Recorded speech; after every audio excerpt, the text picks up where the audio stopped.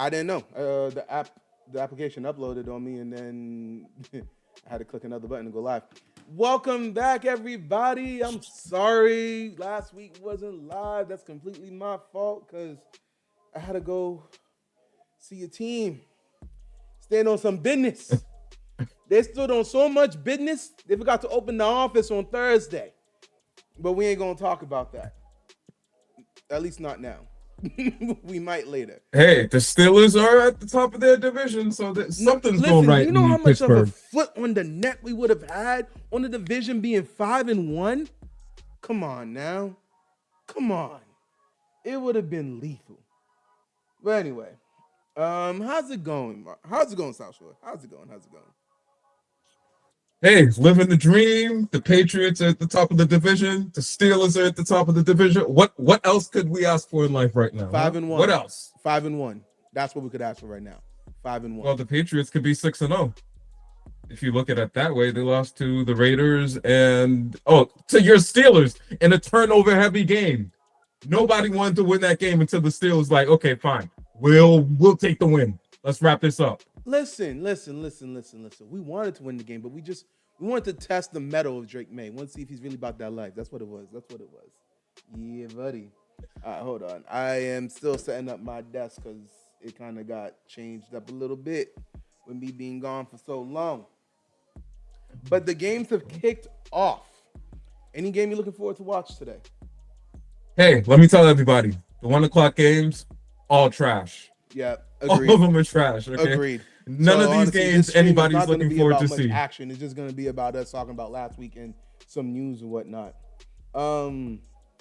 Before we get into that, because it's so trash.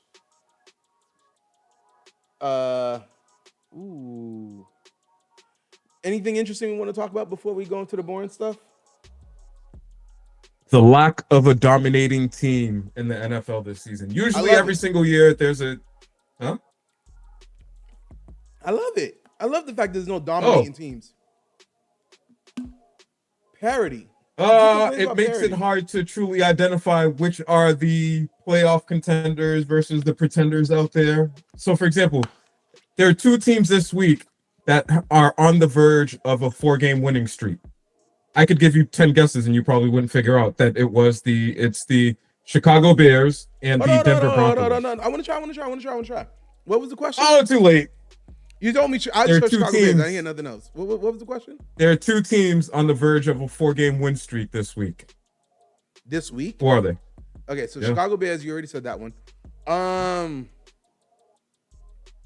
No, not the Chiefs because they lost to the Jaguars, so they're out of it. The Patriots. Close. That'd be a pretty good guess as they're trending upwards. Nope, really? Not them. Buccaneers. Oh, that's another good guess. Baker Mayfield's been playing out of his mind. But it's the Denver Broncos. Bo Nix and the Denver Broncos. Oh, damn. You're right. I would not have got the Broncos. Honestly, I would have. And don't forget, we have our little watch party for Jalen Daniels and Bo Nix, who's going to finish the year with a better record. Hey, listen, listen, I stand down on business for that one, all right? I ain't never been an STK, just to let you know, but, thank you for taking me in future, for future reference, just letting you know. So no real dominating teams. Everybody's just kind of rolling along. Some teams are surprising, some aren't. I mean, the Dolphins and the Saints aren't surprising really to anybody.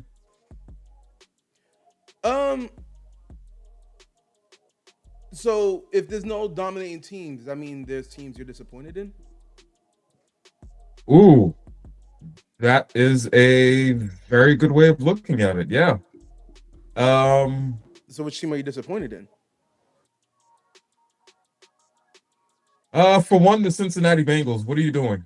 You spent all this money on offense. Technically, with Joe Burrow, if he finished the game, they're undefeated. He started 2-0. And they are where they are right now, aren't they? Without Joe Burrow. I guess my point is they invested so heavily in offense, and now such a critical piece of that offense is gone.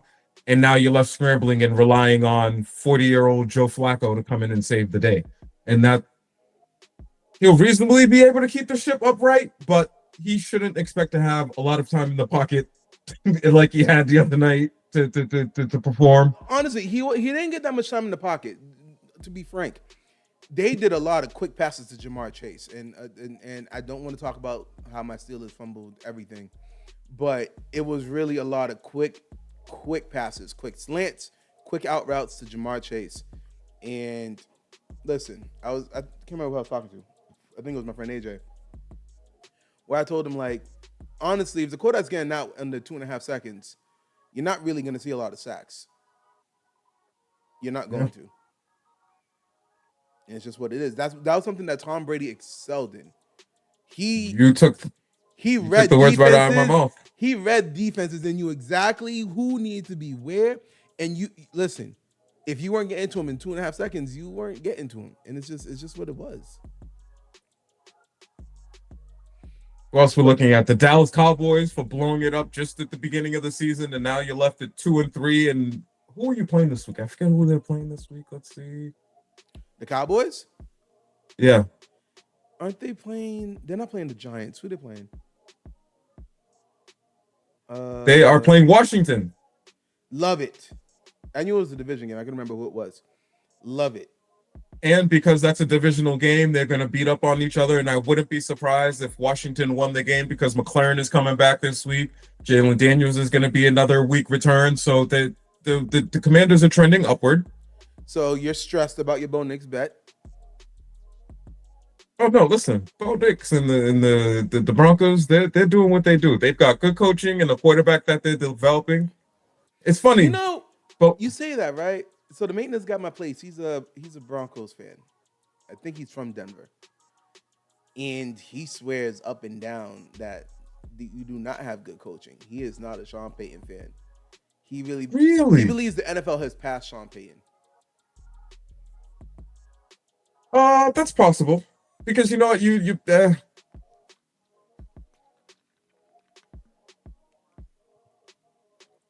will only be able to come to that conclusion based on what happens with Bo Nix over the next couple of years and whether or not he's able to maintain his job. Because so far, so good. I mean, yeah. So far, he says Bo Nix is excelling in spite of Sean Payton. Pretty much is what he's in spite of. Wow. Okay, that's like interesting take. He pretty much doesn't like the play call, and that's what it is. He feels like the play call should be a little bit more ingenious. What's it? More new school. But just to say, all right. So just a quick thing on the game I'm watching right now. I'm watching the Jets-Panthers game because as much as Justin Fields disappointed me last week, I need to see if he's really as bad as he was last week. And we'll start our conversation about week 6 on the Jets. But for right now, you can tell the Jets are pressing because on the first drive, 4th and 5, they went for it at like the 35-yard line. And that I could feel was in clear response to how they fumbled the halftime 2-minute what they call that thing? 2-minute drill? Yeah, the 2-minute drill. How they ran that offense in the 2-minute drill. Like it was horrible. You went for it on 4th down by faking the punt to not even throw a Hail Mary. Just to let the clock run out. Why'd you go for it then? Like it was the stupidest thing. But listen, I'm sorry, my friend. The Justin Fields experiment is officially over. 6 weeks into the season. I'm jumping off the boat and I'm gonna find the next boat to get on. I'm just gonna tread water from here on out. When they're rolling and it looks good. He's scrambling, they're running the ball, the defense is playing tough. But his inability to effectively operate from the pocket, I think, is problematic. I was hoping that it was going to work itself out. Breece Hall there, pretty decent defense, and let's see if he can kind of right the ship. I'm 6 weeks in, no wins yet, and so I'm off the boat. 2 games? I think he missed like 2 games or something like that, right? So he's 0-4 instead of 0-6. Yeah. Either way, the games he was in last week was just really, it hurt to watch completely hurt to watch. I literally was looking. I know some people saying, "Oh, he was under pressure, under pressure, under pressure." There was some quick routes, kickouts that they were doing, and I'm not trying to say like Joe Flacco again is a, as you say, a wily old vet. He's not a wily old vet, but bro, listen, and I know this is not the fair comparison, but I play Madden. If you're blitzing me constantly, screen pass. I know I have 1.5 seconds. The issue is there was a lot of times those sacks, he was holding on to the ball more than 4 seconds, more than 5 seconds. I think they said his average time to sack last week was 6 seconds or something like that. That's on the quarterback. I cannot put that on the offensive line. That's on the quarterback. And especially when you're an explosive runner like he is, yo, 3 seconds. No one's open. I'm open. I'm gone.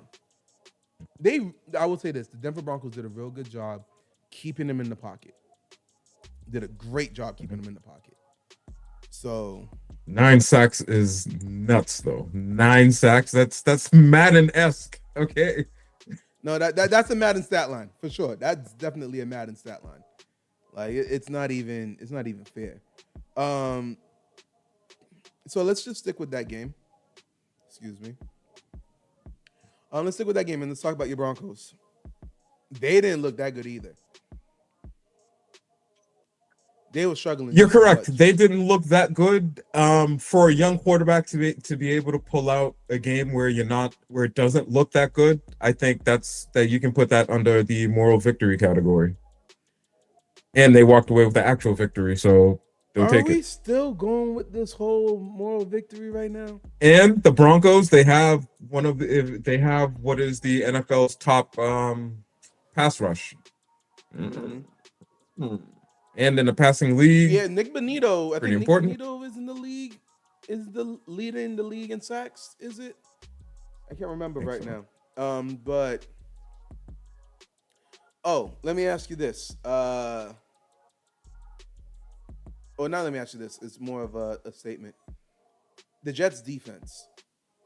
I don't know what to make of them. Sauce Gardner, he needs to go back to Buffalo Wild Wings and get the sauce that he left over there or something, because it's crazy right now. He's getting cooked. It's Sauce amazing Gardner how quickly it's nuts how quickly the perception about the defense changes, because just a year or so ago we were looking at the Jets and saying, hey, they're just the quarterback away. That's what I thought we were getting. A great defense and a quarterback who just has to be a game manager who has legs. Pause. Like, what do you mean? This is exactly what you were asking for. I don't know. Hold on. Did they really get skunked? Oh, okay. At least the Jaguars scored a touchdown today. I thought it was a shutout for real. But yeah, no. It's just that was embarrassing. In and of itself. Any other takes that you have for the... Where do the Jets go from here?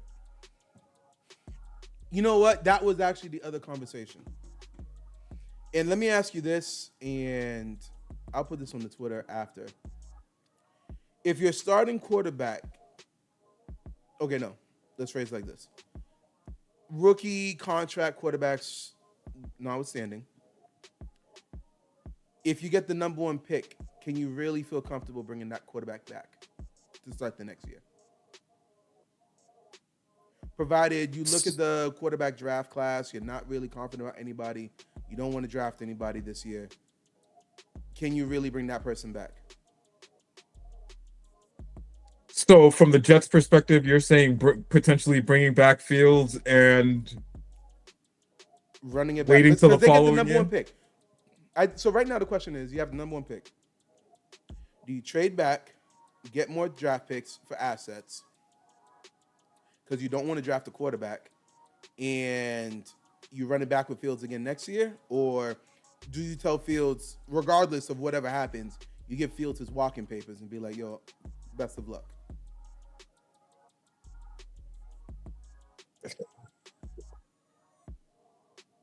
And I get it. We're making this. We're judging him through we're judging the team through 6 weeks, and it's unfair because there's still 11 weeks of games to play. He could turn it around if they turn it around and they go on like a 8-2 run for the rest of the season. Then obviously it's a whole different conversation. But on the trajectory they are right now, they're getting that number one pick. If you get that number one pick, you sign Fields for a 2-year contract. Can you really be like, okay? Because again, let's just say they don't want to draft any of the quarterbacks coming out. Let's say every quarterback says they're not coming out this year in the draft. They're going to go back to college. What do? You start shoring up that defense to make sure that when you eventually, so you know what, I get the logic you're saying here, and honestly, it doesn't seem to be a bad one. By the end of the year, you're going to know what you have in Fields in case there's anyone out there that's still unsure. You will know what you have. And if that's good enough to get you a number one pick with no true franchise quarterbacks out there, yeah, maybe it makes sense to trade back and just bolster up that defense, roll the dice with Fields again, likely get a, let's say, top 5 pick. If you're an offensive player and you've gone through this with Fields, you want to go through it again? It's not your call. Well, no, if you're under contract. But if you're not gonna get no free agents. True. And right now they may not, but right now they're not necessarily looking for free agents. They're looking to kind of effectively build their team, and free agents is a part of that. But before we start worrying about that, who's going to be at the helm of the ship? Who's going to have the con? But you know the issue the Ravens have had for the past few years is that they've wanted to sign free agents for free agency, wide receivers in free agency, but they never have been able to. And the reason is because the offense they call and Lamar Jackson was not respected as a passer yet. Listen, he's put the numbers up. He just doesn't consistently pass, and that doesn't seem to be that it's going to change much. I mean, he is what he is at this stage in his career. He can throw the ball. He throws the ball a lot. He just doesn't consistently throw the ball. He has the athletic skill to keep defenses on their heels because he could potentially throw, potentially run. And we're seeing what's going on now in Baltimore because of that. And you could potentially create the same scenario in New York with the Jets if you don't get the right person. You were 100% right on the Ravens point, though, because you pointed out, wait a minute, if I have Lamar Jackson as my quarterback, why is Cooper Rush my backup? The skill sets don't match. And I don't know if you caught towards the end of last week's game, they eventually brought in Tyler Huntley, who, in my opinion, he ain't do nothing. His skill set seems better, more similar to Lamar Jackson's than Cooper Rush's. And the fact is, even with that skill set, they're like, yeah, but you're not good, bro. You're not good. We can't run it with you. And that's a shame.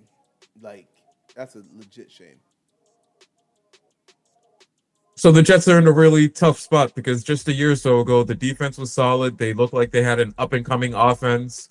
If the team goes like this, is Aaron Glenn getting fired? The question is, who decided to bring in Justin Fields? Was that his call, or was that management saying, hey, we want this young kid in here? I think his call. His and the GM's. But also, to be fair, who was available? You weren't bringing Aaron Rodgers back. It was Russ or Justin Fields. No one else was available. Joe Flacco was available. This man done made me roll my eyes so hard. I got a headache. That's crazy work. Oh, speaking of Russell Wilson, I heard something this week that you may agree with. I forget who was making this commentary, but they said, hey, Jalen Hurts, if he's not careful, could be the modern day version of Russell Wilson. And at first I was like, man. And then I started thinking about it. And despite the fact that the Eagles are winning right now, there's nothing but trouble in paradise. AJ Brown's eventually going to be off the team. Is he getting off the team this year? Or is he going to finish the year with him? I think he finishes the year with them. What are we, week 6? Yeah, so I think another 2 weeks or so for the potential Trade trading deadline, yeah. window. I think he Um, finishes the team. could he be the modern day Russell Wilson? Flourished in a system.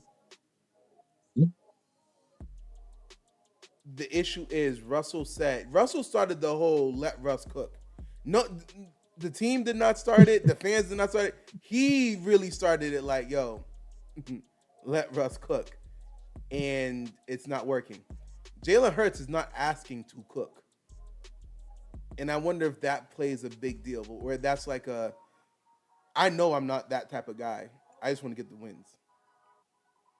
Uh, I get it. You're not okay.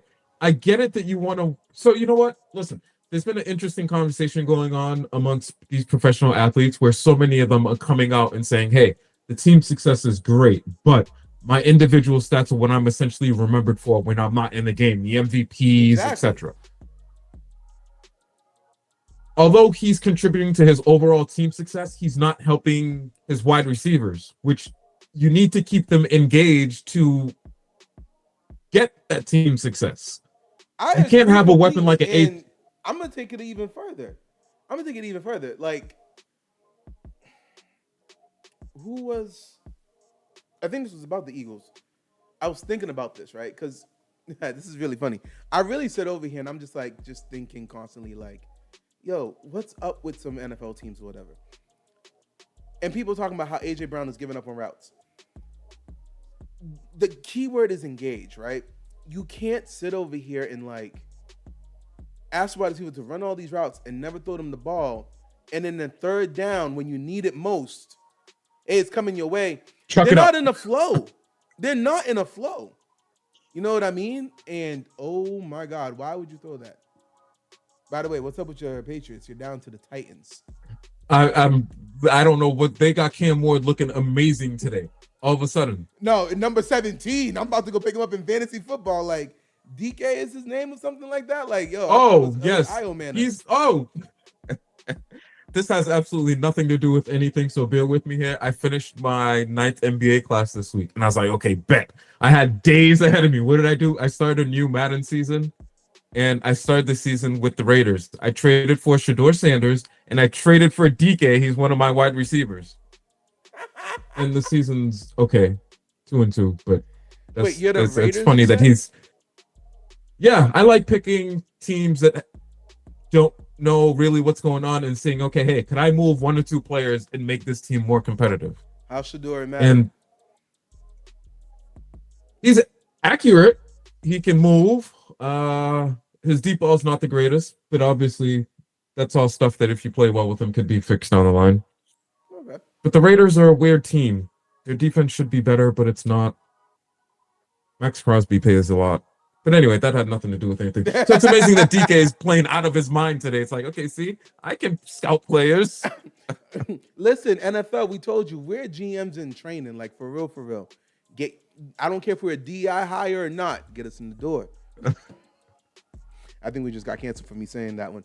All right, so what were we talking about? Yeah, so yeah, asking your wide receivers to do the game-winning play while not being involved throughout the entire game doesn't work. It's like they say the same thing for offensive line. They don't like they say even though the run doesn't work, you got to call some run plays just so the offensive line is like feeling engaged somewhat, so they could be like, we can initiate contact, we can do this, we can do that, instead of we got to be responsive. So it's just like people saying that AJ Brown, like it did look like he gave up on the route that 2 weeks ago or something like that, and it does look like his route running has gotten a little thing. But listen, he's like, if I go more than 15 yards down the field, he could have hit me he could have hit a broadside of a barn. Like there's no point. I can't remember what the numbers were. Last 2 weeks ago, we were talking about him. You could say that he's statistically having the worst year of his career, AJ Brown. No, but here's the thing that makes that a not fair statement. He's getting targets. The issue is those targets are not catchable. True. So and then could you really consider them if can they? I mean, a target is a target, but if you're looking at it from an analytical perspective, yeah, he got the target, but it was 3rd and 17. At that point, he was double teamed, and it was, hey, let's just see what happens if we throw it that way. You know what? Can we? Derby just brought up just made a comment. I was supposed to learn how to put comments on the screen. I'll figure that out. But we'll put a pin in the Eagles talk right now because they're the hot team to talk about this year. You know what I mean? You could talk about the Eagles for hours and just still be like, you're still not done. He said Wentz is looking washed. All right. And you could swear in the comments. Ain't no one see the comments. We ain't put it on the screen yet, so you good. Excuse me. Wentz is looking washed. Throwing for the Vikings in that first possession. All right, I'm not watching the Vikings game right now, but I do find it interesting how they decided to go with Wentz when there was a chance that J.J. McCarthy was healthy enough to play. What is his injury? I can't remember what. A sprained ankle. So this is more of a precautionary keeping him out than anything. And honestly, he didn't look good when he was in, so therefore, a lot of people are saying that like this is a soft benching because of like a sprained ankle. Tape that up and get back out there. He's not even a runner anyway.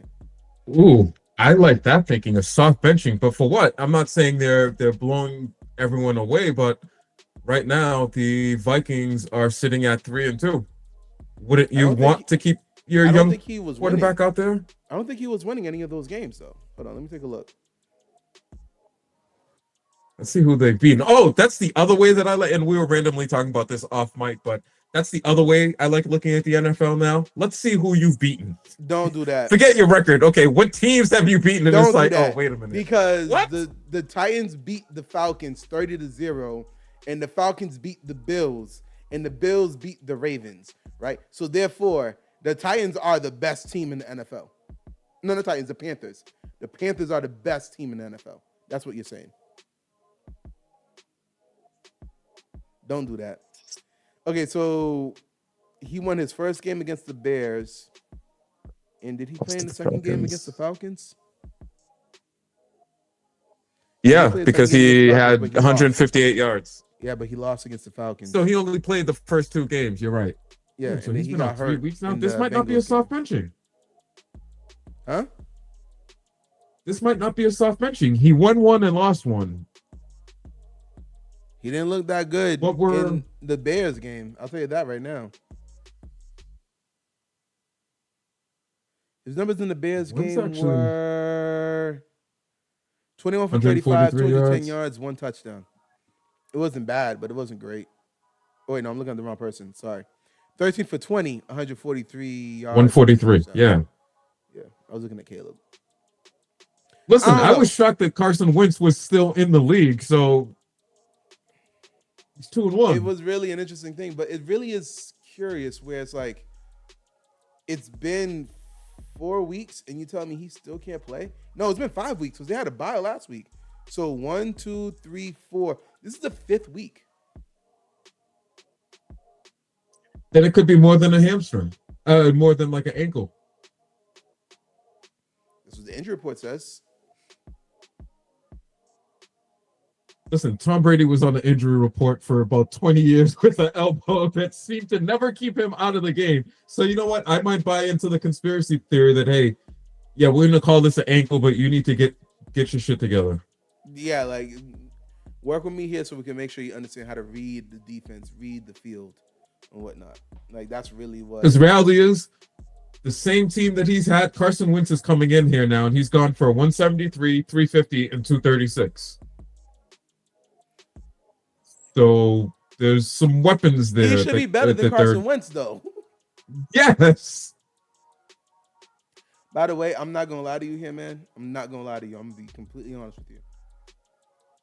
If you guys lose to the Titans, that is just as bad as my team losing to the Bengals.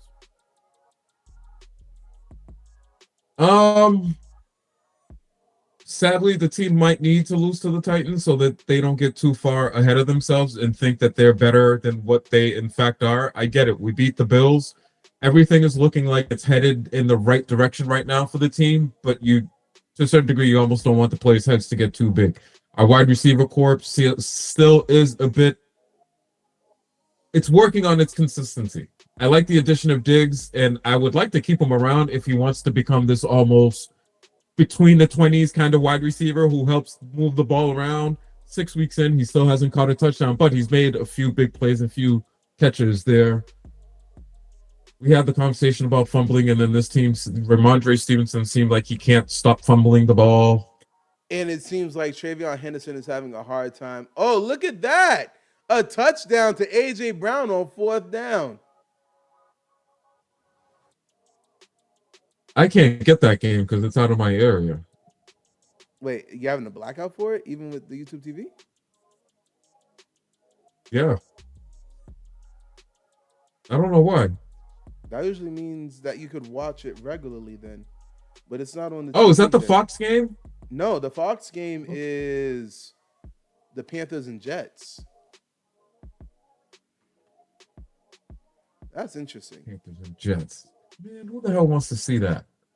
I'm trying to see if Justin Fields is as bad as we thought he is, and the answer to that is yes, he is.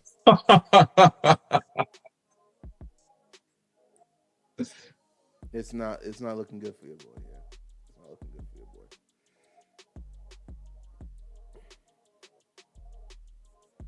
I thought he had a catch. Oh, must have been called back. All right. Okay. So, anything else in the Vikings you want to say? Well, I guess now we know the answer. Sam Darnold, based on his performance in Seattle, he was a pretty critical piece of what went on with the Vikings last year. You can say that for sure now. Yeah. No, you really good. I thought he was he was a product of the system, but no, this man I don't say he's legit, but he's good. He's good. There's nothing wrong with being one of 32. I think sometimes we talk about these quarterbacks like, oh, you bum. I'm doing something that only 31 other people could technically do at an elite level or at an acceptable level. So again, there's a difference between a franchise quarterback and a starter, and there's nothing wrong with being a starter. If Sam Darnold is a starter who probably just needs different investments around his team to allow him to be successful, then so be it.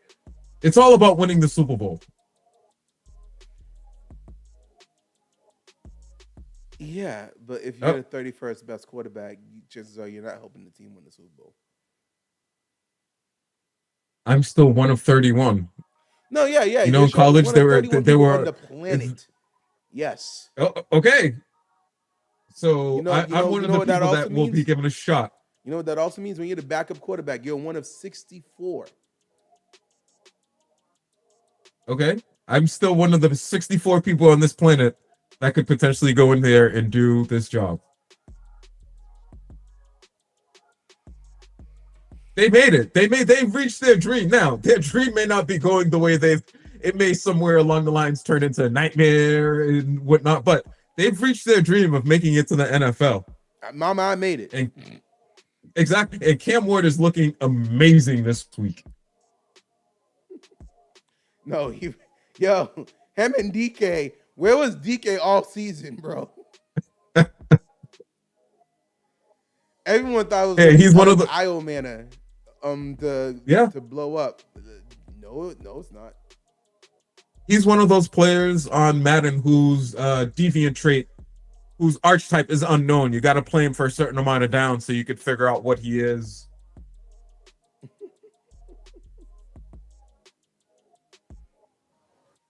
Yo, that's crazy. And you know, the funny thing is the defense is supposed to be one of the Patriots' strong suits this year. It's not. There's a lot of defenses that were supposed to be good. The Jets, the Patriots. That's just not the Steelers. It's just not owning up. I don't know, and I don't know why. Yo, if you guys do not double this man DK, we're about to be calling him DK Metcalf in a second. Like what? Every time I look up, he's making a catch. I get it. He was not on anyone's scouting report, but clearly mid-game adjustment. Cover that man. Steelers. Jamar Chase. 16 catches. You know the worst part about it was that as the game was going on, I actually went in. This was before halftime. I was like, yo, at this rate, Jamar Chase is about to get like 15 catches. And I was being facetious. But I really did put that in the parlay bet. And he really did hit that. And the one thing I didn't hit was I had Jalen Warren going for 5 catches. 4.5 was the over-under. He got 4. And I was like, oh, damn. I could have got me a good $40 right there. I only bet like $1 or $2. Chump change. I never been doing no massive bets.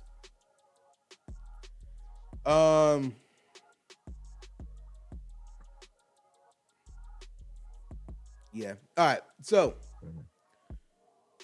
we're going to wrap it up on the Vikings talk because Justin Jefferson does not deserve this, but, you know, you are where you are. That's what's a shame is when you look around the league sometimes and you see these teams that, great, in this particular position, you nailed it, you got the player, but the rest of the team stinks. And so now you just have to be there on this team week in and week out, knowing that, man. You can't hit on every pick. If that was the case, there'd be no such thing as a bust. And it sucks, but it's true. All right, let's see here. Any other teams you want to talk about real quick? Who's doing what? Because, actually, you know what? Let's talk about the whole Mike Tomlin comment with just about Joe Flacco. Hey, I thought that was AI. That was real. I thought that was AI. I thought it was AI. Look what they got my man Mike Tomlin doing. I did think it was AI. I'm going to be completely respectful. I'm like, look at AI. And then I'm like, wait, this is real. Oh, he really said this. Oh, damn. And then, like, because, I listen to Steelers, local radio and all this stuff. They're like, nah, Joe Flacco kind of has Mike Tomlin's number. When we're facing the Colts last year, he said, do not injure Anthony Richardson. We don't want Joe Flacco in the game. Anthony Richardson got hurt. Listen, Joe Flacco came in, and we lost. Joe Flacco is that quarterback that if he heats up at the right time, he could be a problem still at his age. Go ahead, roll your eyes. I can see you. You're right there. Roll your eyes. Go ahead. So what are you going to say if he somehow finds a way to get the Cincinnati Bengals to the playoffs? What are you going to do then? What are you going to do? Huh? What are you going to do? They're not getting. What are you going to do? They're not getting to the playoffs. They're not. Stop that. Stop that right here, right now. Stop it. Stop. Second, dude, Joe Flacco was never elite. He was never absolutely a top not 10 quarterback. Nope. Damn, what a hit. Damn. Not all Super Bowl winning quarterbacks are elite.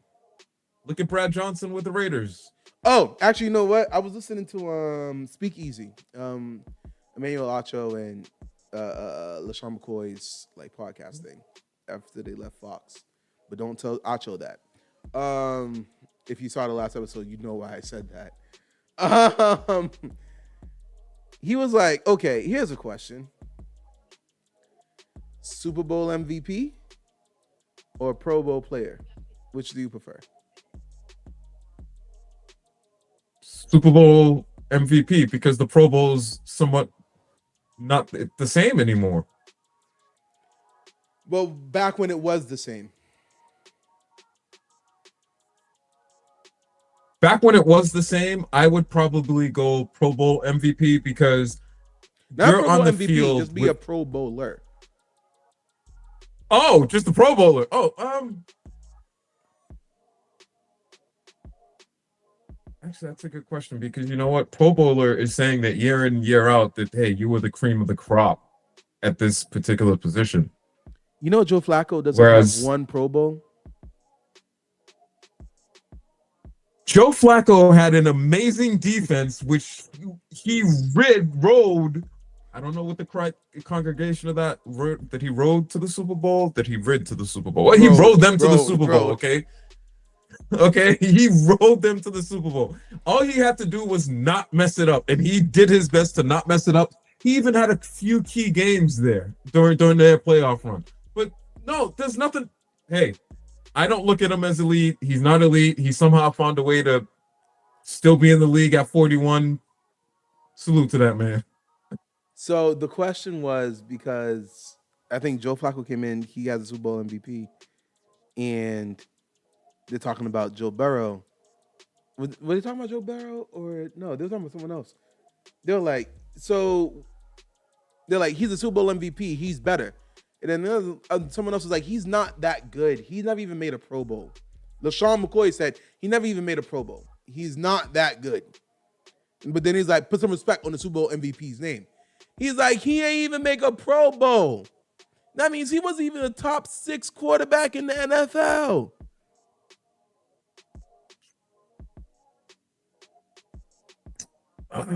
See, you know what? I'm confusing now the Pro Bowl game with being named a Pro Bowler because the Pro Bowl takes place and there's still players playing in the playoffs, and so they could be named a Pro Bowler but still competing. But you were never voted as a Pro Bowler. You never got the nod. Even if you were in the playoffs, you never got the nod. He never got the nod.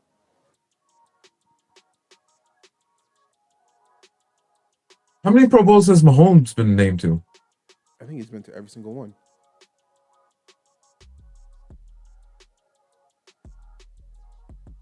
Listen, Flacco is just a jag, as they call him, just another guy in the NFL.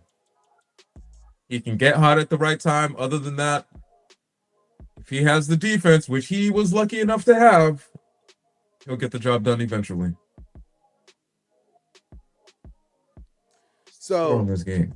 Okay, so back to the Joe Flacco thing. I thought it was AI too, and then I found that it really wasn't. But apparently, he was speaking for a reason because it really did. It really listen. And all right, I'm gonna be on my soapbox a little bit for my Pittsburgh Steelers. At halftime, I felt like he was gonna get over 15 catches for the game. So you think that means let's double team the guy? No. By the end of the third quarter, you finally decide, you know what? Let's put some help on it. Listen, Jalen Ramsey is still a great cornerback. He's not locking up CeeDee Lamb, Justin Jefferson, Jamar Chase. Though two of those receivers are being mentioned that, Hall of Fame trajectory in their prime. Are they not the best? Some people are saying Justin Jefferson is almost on Randy Moss's level. Wow. I don't get to see him enough, but what I do see of him, the he reason is very they're giving impressive. him the extra nod is because of all the quarterbacks he's done it with. Like when they put Jamar Chase, they always say Jamar Chase is a little bit behind because they're like, Justin did it with Sam Darnold, Carson Wentz. Who did he have before that? I can't remember who was it. Minnesota. Justin Jefferson just been eating. So they're like, people putting him up there on an all-time great list. Justin Fields concussed. Tyrod Taylor rushes for a first down. Crazy work. Oh, no, it wasn't first down. But anyway. Hold on. Tyrod Taylor is in the game? Yeah. Justin Jefferson got knocked out. Like, he went over for a slide, got hit late, was on the floor asleep, woke up and got up. And they're like, nah. Go get evaluated. Well, Tyrod Taylor, he's not going to throw any interceptions, but he's going to take care of the ball. Is he going to steal the job? If they win this game now because his way. If they win this game because of him, then damn. Yo. Yeah, Okay. Drake May. I was just about to say. So, hold on. Let me see. The Vikings, they are who they are. Do you think the Vikings have any chance of winning the division?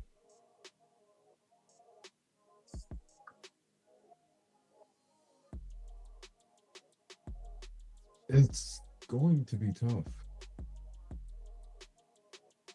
Um, to get ahead of both Detroit and Hold on, Green hold on, hold Bay, on, hold and on, what hold it on.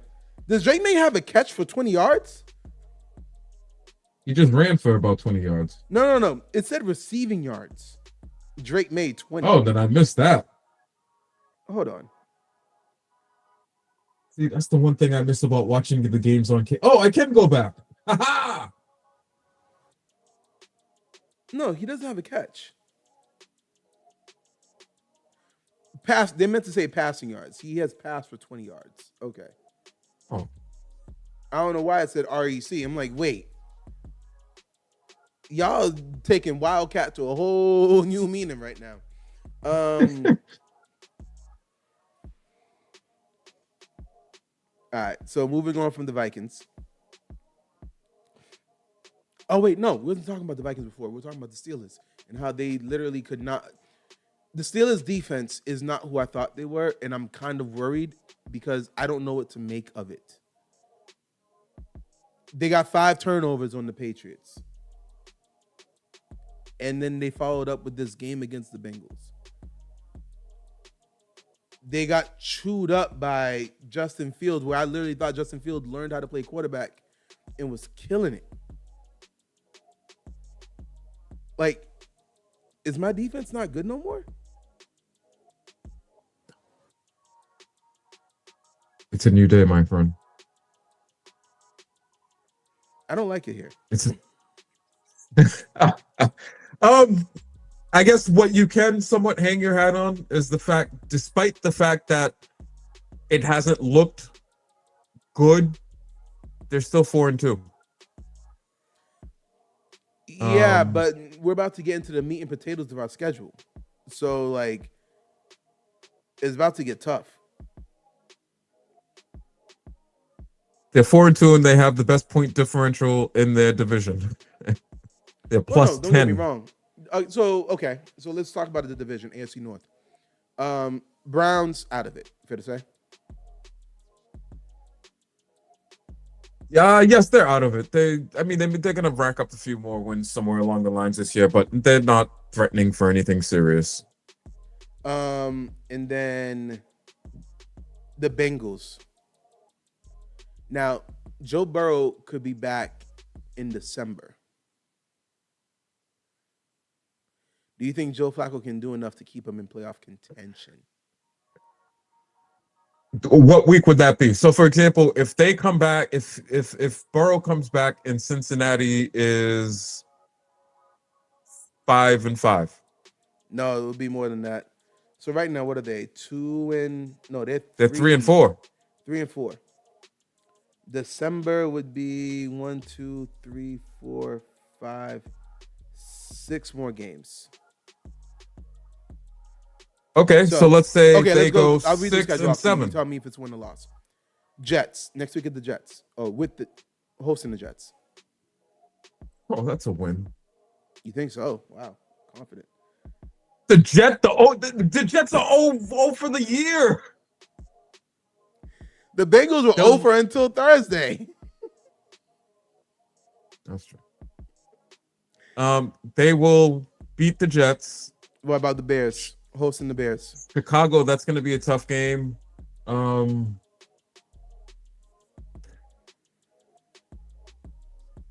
I will give that one to Chicago because they're trending right now.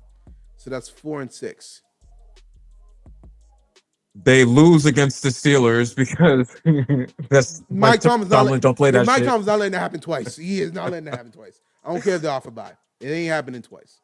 Okay, so wait, hold on. Right now they are 3-4. So you said 2 losses right there makes 4-6. Patriots. I can't believe I'm going to say this, but based on the way the Patriots are playing today, let's give them the Patriots. They beat the Patriots. No, they lose to the Patriots. Lose to the Patriots. 4-7. They beat Baltimore. Lamar will be back by then. Lamar has a hamstring problem. So we can't just. They're going to be Baltimore. 5-7. It's going to be an ugly game. It's not going to be pretty at all. It's going to be an ugly game. 5-7. 5-7, right? So let's just say he's there for the Buffalo Bills game. All right. 5-7. They lose to Buffalo. No. Let's say he's back for the Buffalo games. Joe Burrow's back for Buffalo. Let's say he's back. Oh, Joe Burrow's back for Buffalo. Buffalo hasn't been consistent this year, but 5-7 in December, Josh Allen usually steps it up in December. 1, 2, 3, 4, 5. If he's back in December, and right now we got him 5-7, could finish the season 10-7. If he wins. Because I'll be honest with you, I kind of want to say that they'll lose against Buffalo and Baltimore. So they'll lose against Buffalo and Baltimore, but then win out against Miami, Arizona. Oh, geez, Miami they'll win against. Arizona they should beat. Cleveland they should beat if Burrow's back. And that leaves them where? 8-9? 9-8? No, 8-9. I think based off what you're saying, 9-8. So see, I mean, does 9-8 get you to the playoffs is the question for the AFC. And this is where having a season where nobody's really dominating comes into play. If you finish 9-8, some seasons where that could be the end of the year for you. 9-8 might get you to the playoffs this year. Okay, in the AFC, let's just take a look right now. There are 1, 2, 3, 4, 5, 6 teams with at least 3 wins. So yeah, it might be able to get you in the playoffs 9-8. That's crazy work. Okay. The Ravens. Lamar coming back. Right now, they are 1-5. Can they still make the playoffs? Yes, they can make the playoffs. However, the Ravens are already being looked at as one of the Ravens have had an underwhelming season. They're not having the season any of us expected them to have. And with Lamar Jackson coming back from a hamstring injury where he's a quarterback that relies a lot on his athleticism, even though we've been asking this question for years, is this now the time that he becomes a bit more of a pocket quarterback? Or is this injury just a, hey, no big deal, and he can still get out there? And it's the issue was not Lamar, though. Well, kind of. Lamar had a problem. Lamar was not that great this year. Okay? And yeah, maybe it was because he was playing against great teams, but he did seem to be pressing a few times. We've said this before in previous videos. Can Lamar, when he comes back, listen, first off, they have no room for error here. They damn near got to win out at 1-5. They kind of need to win out. Yeah. You can't go 1-6 and then think you're still gonna make the playoffs. Who do they got the rest of the year? Oof. No.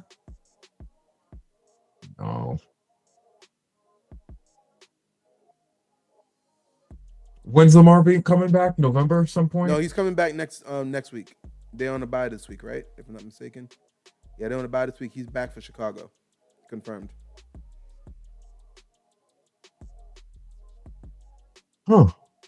Would we give that win to a trending Chicago over a just now returning Lamar Jackson? Because the thing in Chicago is Caleb Williams, they seem to be starting to pull it together the first 2 weeks of the season. They're really a defensive team, though. That team is thriving on defense. As has historically been the case for Chicago. You would like to think that an established Lamar should still be able to win that game against Chicago. They should beat Miami. Minnesota. Who's starting that game? Is that JJ McCarthy or Carson JJ Wentz? McCarthy by then. If JJ McCarthy is starting by then he really did get benched. Ain't no sprained ankle that bad that didn't require surgery.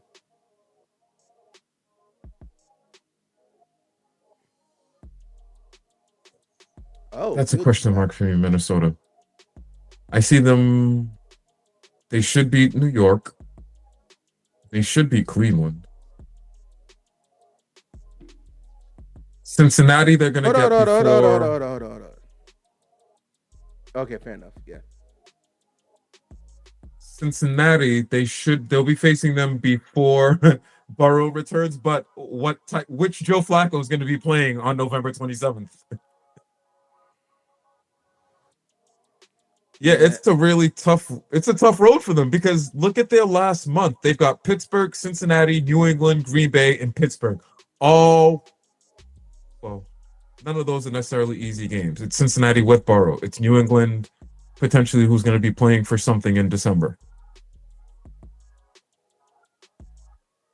And then Green Bay and Pittsburgh.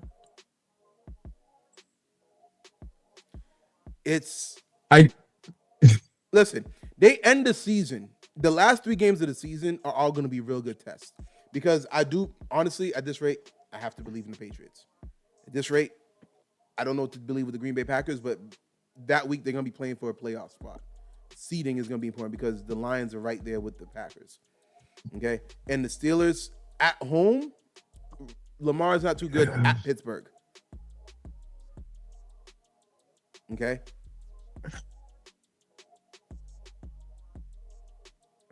Speaking real quick on Pittsburgh, Jalen Ramsey looks weird in the Pittsburgh Steelers uniform, and Aaron Rodgers doesn't look as weird as I thought that he would look in a Pittsburgh Steelers uniform. Just two. Did you see when Aaron Rodgers got tackled by his offensive lineman? He was livid. Yes! Oh, thank you. Listen, again, another one of these things where I thought that it was AI. I was like, oh, damn, look what they got my man Aaron Rodgers looking like because this offensive lineman celebrating with him. This man is 41 years old. You jumped on his back. You 300 pounds. He's like, yo, bro, I can't carry you. What are you doing?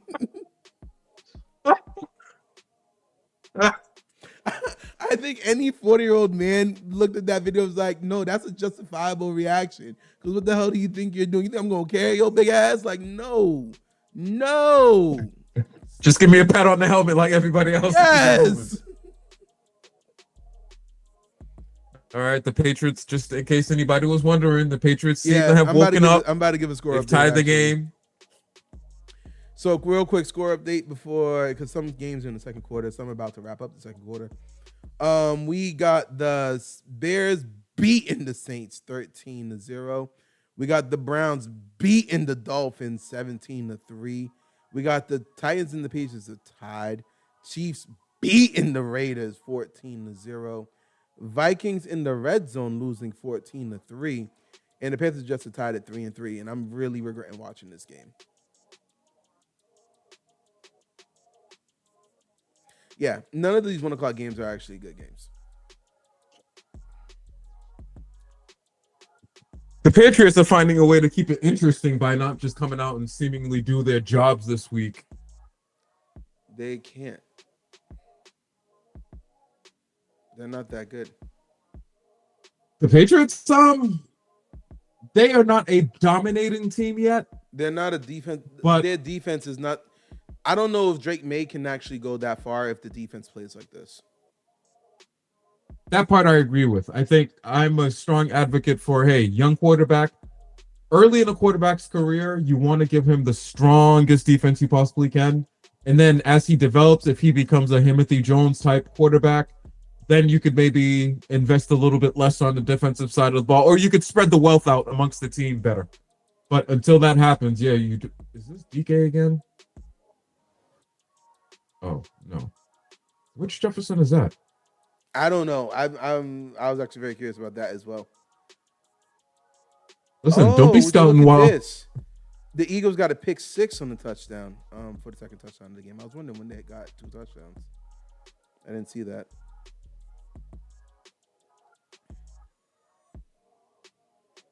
They just lost 2 in a row, right? So they could potentially be losing third game. Who are they playing this week? Vikings. Right now, the Vikings are in the red zone. Carson Wentz is trying to get it to 10-14 with 6 minutes, 45 seconds left. Oh, all right. Quick sidebar, right? This is not football related. This is baseball, so go get some water if you're not interested. I don't know if you were watching you probably weren't watching any of the playoff games or whatnot, but I do like watching baseball playoffs. And I got to talk about Shohei. Didn't he just hit 3 home runs in a game? Yes. That's like and MLB he was the also show pitching type. that game. He was also pitching in no runs, 10 strikeouts. That's a hell of a game, right? In 3 home runs. I'm for letting these players who spend all their lives playing two-way come into the major leagues and play two-way, because every now and then you're going to run into a Shohei Ohtani who 3 home runs, no hits, 10 strikeouts. A historic game. Not a question. Hey, we can all see why his little gambling situation, they just swept it under the rug. And he's coming out there and doing things like this, okay? People are like, yeah, no, the MLB knew what they were doing. They're like, yo, the interpreter had to take the fall for that because we can't lose. Yeah. He had a fall guy, and we haven't heard from this fall guy again. Where's this guy? Never. It's swept under the rug. FBI closed the case. Done. Let me ask you this. And I'm not even going to say LeBron. Let's say Embiid, right? Let's say Embiid is fully healthy, right? It's the NBA Finals. Embiid is fully healthy. He's averaging the first 3 games of the series, because, it's the best of 7. First 3 games of the series, he's averaging, 3 points, 2 rebounds, 1 assist. Joel Embiid? Yeah. Let's say he was averaging that, right? Bad. Okay. But on game 4, still up 3-0 in the series. Game 4 for the sweep, comes out, drops 80 points, 30 rebounds, 15 assists. That would merit some investigating. Yes. Okay. Would you name Embiid the Finals MVP? No, your team was already up 3-0. You had a great game. Congratulations. That's my issue right now with Shohei being the NLCS MVP. He was non-existent throughout the entire series. First 3 games, he did nothing. He didn't even average a hit per game. Oh, okay. He didn't get his first hit until game 3. Did he only pitch in game 3? No, he didn't pitch in any of the other games. Game 4, which was the closeout to close the sweep, he pitched and hit, and that's when he had that game. 10 strikeouts, no earned runs, 3 home runs. And when he was coming into the league, I read an article where they thought that would be the problem for him in Major League Baseball, where Major League Baseball is going to force him to choose to do one of those two, and he spent his entire life doing both. It's almost as if you get the most out of him when you allow him to do both, as opposed to saying, hey, we're going to preserve you and only let you pitch or only let you hit. Mm-hmm. And we might be seeing that now in the playoffs, of all places. Let the man pitch and hit. No, let the man pitch and hit. But my issue is he should not have been the NL's the MVP. Are there other... Now, see, because he's a hitter, are there other players that perform far better than him? Oh, for sure. Wasn't even close. Hold on. Let me pull it up real quick. Dodgers, that game. Let's see here.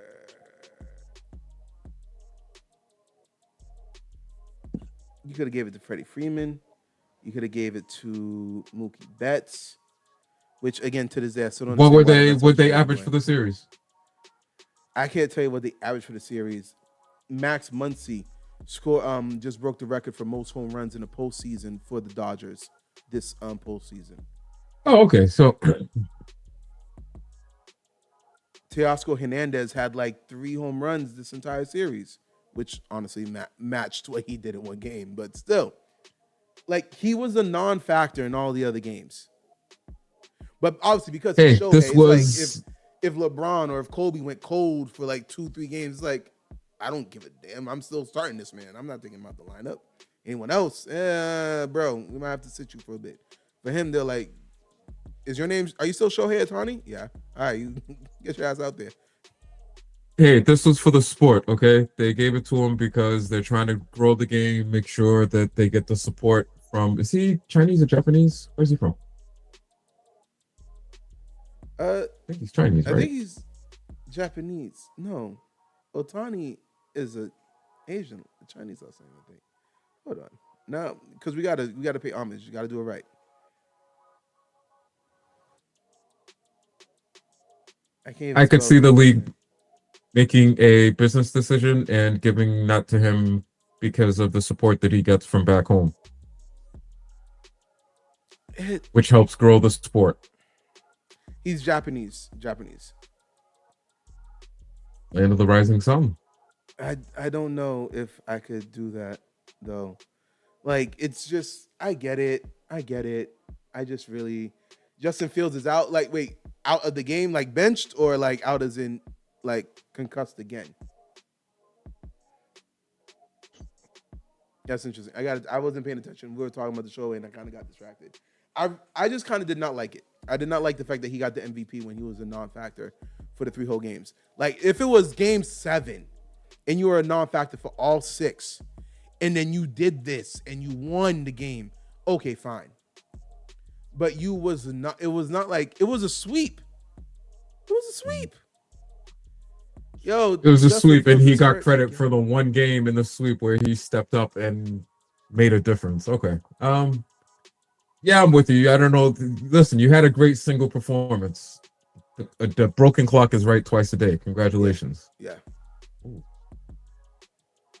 Yo, Tubi needs to be shut down for real. The All right, Chiefs so, are looking like world beaters today. Yo, imagine they just fired their coach. That's the crazy part. Wait, who'd you say? The Titans, right? Who? No, I said the Chiefs. Whoa. Yeah, no. He will not get fired. They'll let him retire. I was like, wait, Andy Reid got fired and it's not on every what he did. Tell me what he did.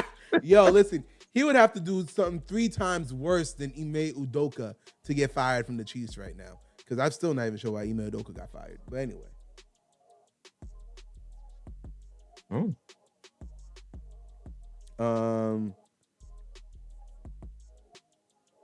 Okay, so I'm gonna give you a team that I don't know what to make of them. The Saints.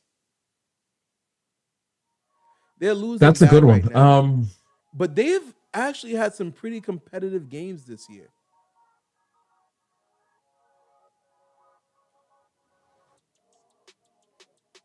Is Spencer Rattler him for them? Well, I think for some reason, you know what I wrote in my notes? They're trying to recreate Drew Brees' magic in New Orleans. He seems like a small stature quarterback. He doesn't have the traditional size that you expect your quarterbacks to have. He looks like a different what's his face? Hill. Taysom Hill. Like a different version of Tatum Hill. Maybe. What's good, Maximilian? Welcome back. The Saints just don't have enough what? Like, I know they got Olave, and I know Alvin Kamara is old, but it's like... Oh! Alvin Kamara. You know what? I feel bad for him because I was watching that game, and I walked away thinking, you know what? He would be better suited on a playoff to Super Bowl contending team as a specialist. He doesn't want to. The Chiefs actually are not against trading him, but they sat down with him and he's like, I don't want to get traded. I want to retire here. That's the first thing he said. And then after, he doubled down and was like, if I get traded, I'm eating peanuts for the rest of my life. Meaning I'm going to kudos to him. Kudos to him, because I think he would be great in a Kevin Falk type role where, hey, bro, listen, you're the our Chiefs third want down him. Specialist. The Chiefs are trying to trade for Kamara. That's exactly where I would put him. That's the ideal team. Hey, you have the quarterback that understands the game. We don't need you to run the ball too much. but we can use you as a wide receiver, catching pass, screen passes, catching passes from the backfield. He's still a legitimate threat. He can't do it at the pace that he used to do it in the past. Fields is still in the game, by the way. But so okay. Now I'm actually gonna let's play a quick game real quick. I'm gonna list a few teams and I want you to tell me what they have in common. All right, you ready? Shoot. Miami, Denver, Tennessee, Las Vegas, Arizona. Miami, Denver, Tennessee, Las Vegas, Arizona.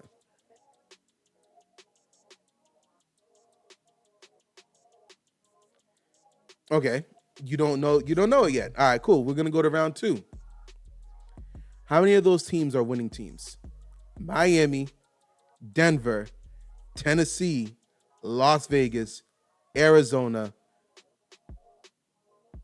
Denver is the only one Only winning that has team, a right? winning record right now. Yeah. All right. Do you know what they got in common? Those are the teams who the Colts have beaten to a 5-1 record. Oh, don't listen. Did you look at my notes? I think I had that on one of the notes or something. But they're 5-1, but like no. I'm with you. Ready? So I think we were talking either at the beginning of the show or off mic. Hey, different ways to look at the league and whatnot. After you look at a team's record, the next thing you want, oh, okay, cool, you're 5-1, but let me go see who you've beaten. And we may be a little ahead of ourselves with this whole Indiana Jones and the Last Crusaders. And truth be told, you can say the same thing for the Tampa Bay Bucks. But let's stay on Indiana for now. So for the rest of the season, their best teams that they're going to be facing is the Chargers. Is that today? Yeah, that's today. They're facing the Chargers today. I'm biased, but Pittsburgh, Kansas City. Do you want to consider Houston a good team or no? They're still figuring it out. All right, Atlanta a good team or no? Instead of trending, they're stagnant right now. They are stagnant. What about Atlanta?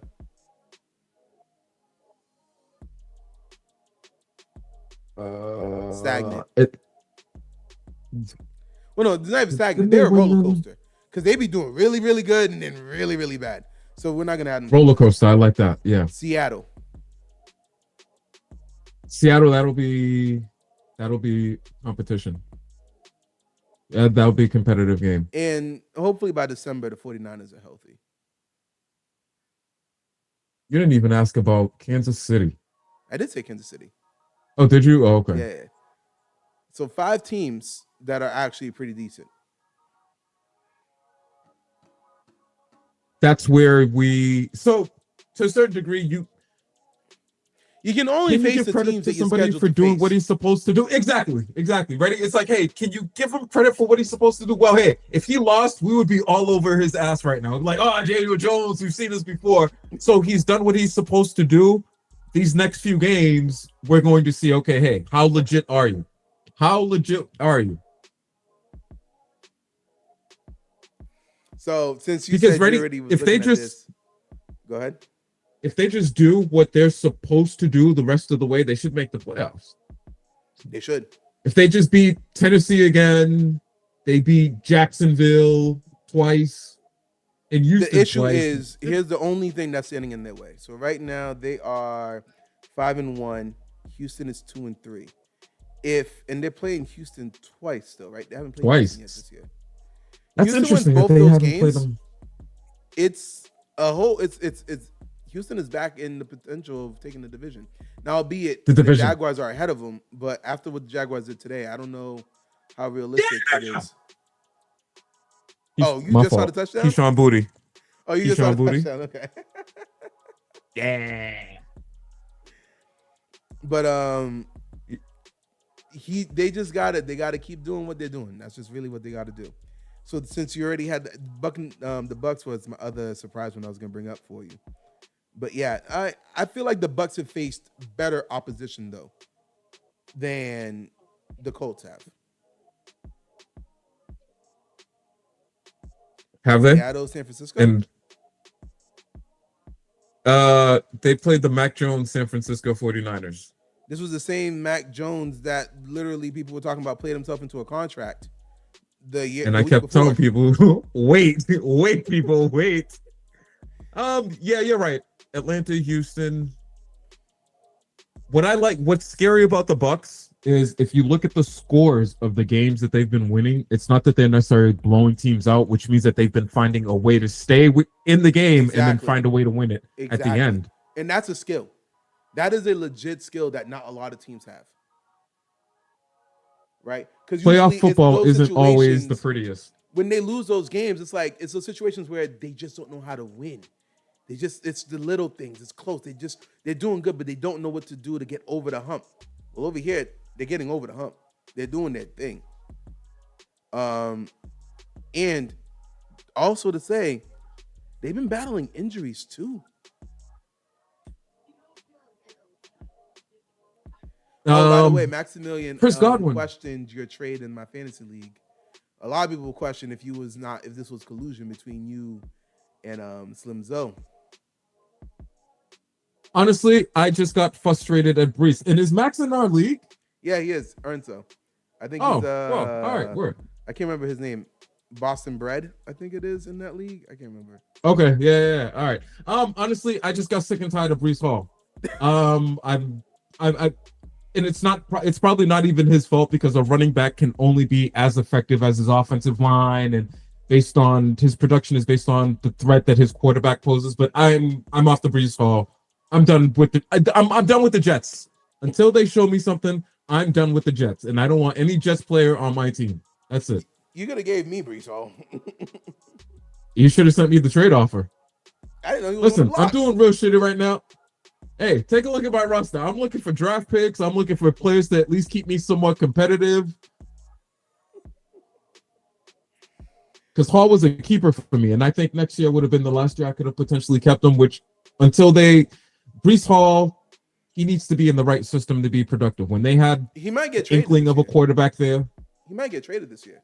That would be great for him. That would be good for him. Actually, you know what? On the second half, because we're about to go into the halftime break right now. On the second half, we should talk about some players that we want traded. Because Brees Hall is on the block or could be traded. Well, they don't necessarily need to be on the block, but they need to players that we'd like to see traded. Listen, go down the Jets take, it's not that we're late. I held out hope for Justin Fields, man. I've been a Justin Fields apologist for so long. And he has no excuse this time. I can't give him any excuse. I can't defend him anymore. I really can't. I was looking at recent history, Baker Mayfield, Sam Darnold, and whoever else, and Daniel Jones, thinking, you know what? A change of scenery, a new system, maybe that's what he needs. I thought he lost his job unfairly in Pittsburgh. I swear. I think that was a little messed up. Only to have Russ start playing bad and then not give him an opportunity to come in and just continue working there. So I thought that was unfair. I thought, hey, get him into a new system, full off season. It would look different for him, but he might play it's a 2-year contract, but he might play his way out of the league this year. I know. Right now he's putting himself into a backup role for either the Cardinals, Ravens? Or Eagles? Who? Eagles? Backup role, yeah. Well, you know what? That's actually not so bad since their quarterback doesn't like to throw it that much. Okay.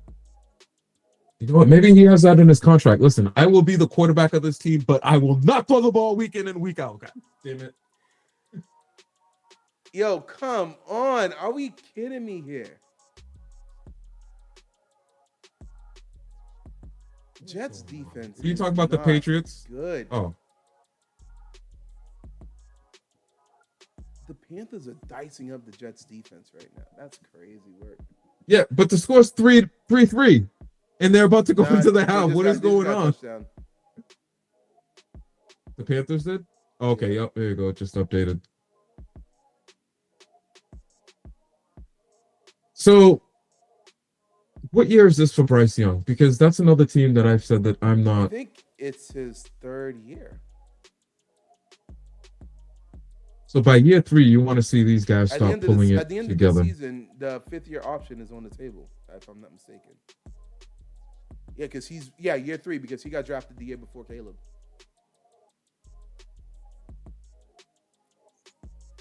Who is he beaten? They beat the Falcons, they beat Miami, and they beat Dallas. So they've really beaten one team this year. One-ish team, because you know what, Dallas, you don't get. Honestly, they really haven't beaten anybody. How about that? Their 3 wins, not against anything serious. The Falcons, Miami, and Dallas. So before we go into the halftime break, I do want to bring up. Let's go back to the Chicago Vikings game. No, it's not the Chicago Vikings. Who's the Vikings playing again? Oh, never mind. Never mind. I was gonna go into a whole rant. Well, no, actually, I guess I could still bring it up. Right now, they're losing 14-6, right? Mm-hmm. And if the Eagles score another touchdown, and let's say they go in the half, 21-6, and the coach benches Wentz for JJ McCarthy, is it confirmed that it was a soft benching? Oh, absolutely. You can't. So listen, the only way this works is JJ McCarthy cannot come back into the game.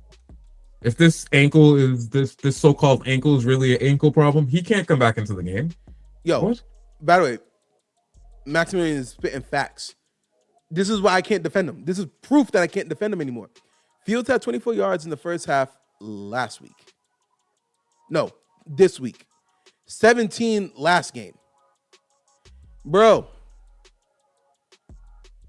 Now, and I hate to say this, Garrett Wilson is out of the game.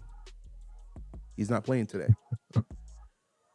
So who is he throwing to really? I don't know. But man, listen, the Titans don't got Calvin Ridley, and now DK is over here dicing up that defense. And Breece Hall is down. Oh. What do y'all think of my trade now? Because what happens, listen, what happens when you don't have a quarterback and you have a pretty decent running back? You're going to try to put all these miles and yards on your running back. That's actually that was my slight fear for the Baltimore Ravens, thinking that, oh, geez, Lamar's down. Henry. They're going to go run orientated with King Henry. But if he's coming back in about 4 or 5 weeks, maybe King Henry can, you know what? He's still going to get a lot of miles over these next few weeks. Oh, for sure. I don't see the injury. He got up, but I don't see what got hurt. Oh, he don't like it. He's not even going to the tent. He's going to the locker room. He slammed his helmet down. That's crazy work. That's never a good sign. Nah. Oh, my gosh. Justin Fields completed a pass for 10 yards. Look how happy you just got over a 10-yard pass. I feel you. Hey, 24 yards last week, 17 this. At this rate, he might have 500 yards by the end of the season if he keeps going at this pace. Listen, I want him to be great, but it's just I can't fight for this man. If the team has a good line, yeah, he doesn't have a great line, but guess what? A lot of teams don't have a great line. Joe Burrow still thrived. All right. Who else is thriving despite of their line? Mahomes is thriving. Like, come on now. Oh. I was about to say, I thought Booty got another touchdown. I was about to be like, damn. I didn't realize I was watching a recap. As was I. I was like, oh, man, A.J. Brown with another touchdown? I can say, listen, right. A.J. Brown catches 2 touchdowns in the first half. Jalen Hurts needs to be tested. Why does he need to be tested for? The steroids or something. You know you don't throw the ball that much. Let's see here. We're about to go into our halftime. 15 minutes. Anything you want to say before the first half is over? Listen, Thanks for joining us and listening to us, our rambling thoughts on the NFL season. And unfortunately, there's no good games going on, but we're dissecting every single team and trying to fix them. Why? Because we love you and we're doing it for you. Auditioning for our future NFL careers as well. I was about to say, you're doing it for them. I'm doing it to get Pittsburgh. Omar Khan, what's good? I don't need that much. Just get me in the building. I'll do the rest. You know, I always said, God, Lord, don't let me sit next to Roger Goodell. Although he has a private jet. Don't ever let me find myself sitting on the private jet with Roger Goodell. Or not private jet, Delta flight with Roger Goodell. I'm going to get me a job. He came for a flight. I got me an interview. Hands down. Listen. All right, no, that's it. We'll check on the scores when we get just back. to answer Maximilian's last thing, Fields is not a rookie quarterback, though, so that don't apply. He's saying that, you know, run the ball a lot to protect the quarterback is what you're supposed to do. But he's not a rookie. I should not be scared for Justin Fields to throw the ball. This is his 6th year in the league. What team originally drafted him? That's what I was trying to think of. Chicago. Again, Chicago is the Cleveland Browns of the NFC when it comes to quarterbacks. I was about to say, if you're a quarterback and you get drafted by Chicago, you kind of feel bad for him because Chicago does not have a history of dealing with developing quarterbacks.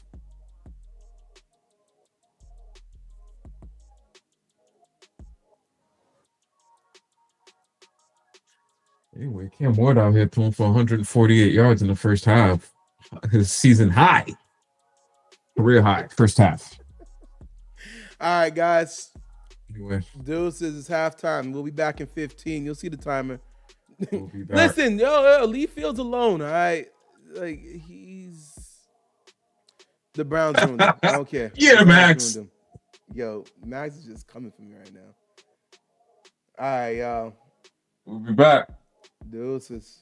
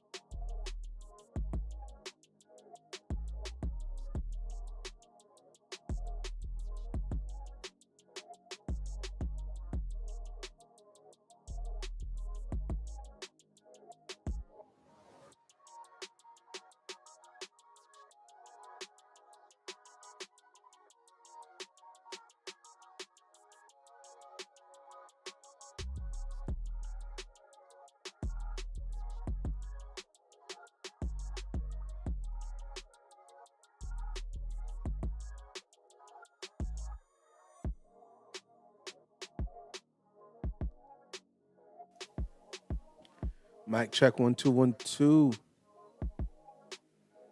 I am back.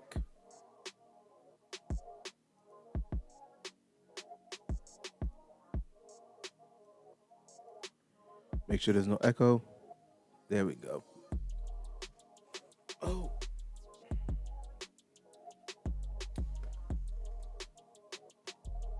Let me add a poll in the chat.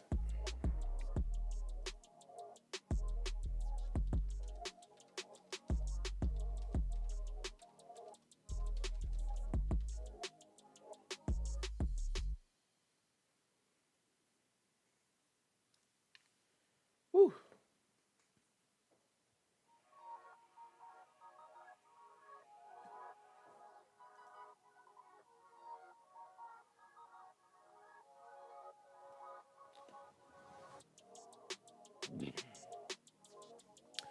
All right, chat. What's going on? What's going on? What's going on? Taking a look here. Let's pull up some scores. Wait. Oops. Be right back.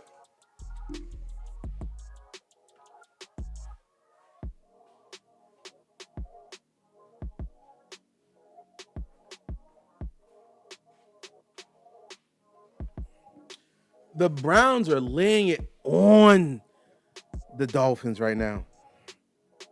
I knew the Dolphins were bad, but that bad? And May's being evaluated for a concussion? Dang, I missed a lot during halftime. Sheesh.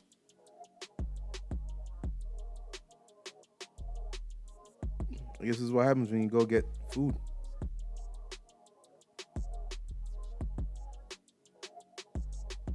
Okay. Now I don't know why my Paramount Plus ain't working right now. 1 second. Let me get you up live. I can hear myself, by the way.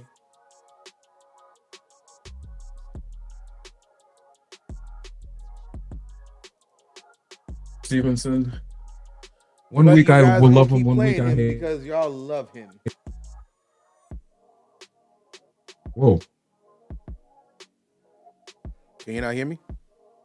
Yep, I got you. Okay. Y'all gonna keep playing Ramondre because you love him. Clearly. Oh, we may not feel that Hendrickson is up to speed yet. Drake May is being evaluated for concussion. Yeah, he came back. He's back. Oh, he's already back? Dang, that was a quick evaluation. By the way, did we talk about Dayball when Jackson Dart was out for a concussion and he damn near stormed the medical tent last week? Yo. We didn't talk about it, but after we're done with this talk, I gotta tell you what's been happening to me because we've had at least 3 conversations now where AI has been a factor for me. But go ahead. I thought that was AI. I saw an image. Okay. No. You can't be watching anything and saying, "Oh, that's your default is AI now." Is that what you run on? I'm pretty certain that what I saw was AI because what was happening is Jackson Dart was in the tent, and then here comes Dayball. Hey, we just got the ball back. Blah, blah, blah, blah. Get in the game. And I was like, no, that can't possibly be real. So that has to have been AI. There's no way in hell I'm getting diagnosed or assessed on the sideline, and then you're gonna pop your head into the tent and be like, hey, yo, get back in the game. We just got the ball back. That's what happened. I was watching it live. He was because let me tell you what happened. Russell Wilson came in and one play threw the dumbest pass ever, and then he went right to the medical tent. Hey, are you done evaluating him yet? We need him back out here. He came out and was like, well, the reason I went in there, and I know I should not have, but the reason I went in there was because I was thinking about going for it on 4th down. And if I was going to go for it on 4th down, I needed Jackson Dart. So I was like, are you guys done evaluating him yet or not? Because I need to know if I'm going for it on 4th down, if I'm going to punt the ball. That was his reasoning for doing that.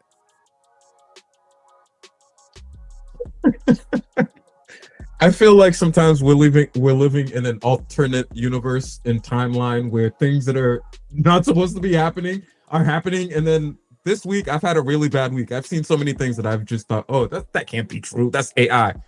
But if that really happened, That's not good. I think he got fined for it. I think he did. I can't Especially remember. when the league is trying to promote player health and awareness and whatnot. Like, fam, And you're going to be out just here let Russ. pressuring your player to come back in while he's concussed? Listen, let Russ get out there. Let him throw a couple of rainbow balls. No, he didn't even throw a rainbow ball. That was the issue. It was like 3rd and 4, and then he threw it, and it barely got past the line of scrimmage. So hold on. Are you guys getting the defensive touchdown or not? You guys got the defensive touchdown. What was the flag? See, as I watch the Patriots, the one thing that they need, the next step, I like what they're doing so far. Obviously, everything could always be a little bit better, but the next step is consistency, getting off to fast start. And not even fast, but consistent starts. Too often it feels like they just have a slow start and then, oh, okay, great. Now we got it. Let's go. Yeah, let's start playing now.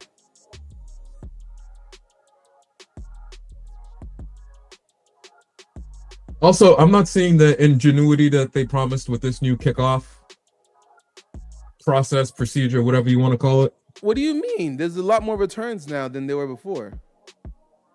Not touchdowns, but at least they're returning the ball instead of being an automatic touchback.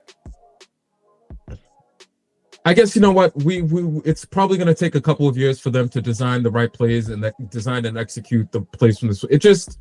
We're getting more returns, and that's what we're missing. We're missing the touchdowns that go along with those returns. Do you know Desmond Howard? We need the kickoff game to be able to facilitate, and that should be a fumble. That should be a fumble. Yeah. Oh, you're just not seeing the Patriots game? Yeah. You need to go live. Am I not live? I think you rewinded for a little bit. No, I'm in the 3rd. While you're there, can you tell me what the flag was? Because I couldn't hear what they said the flag was.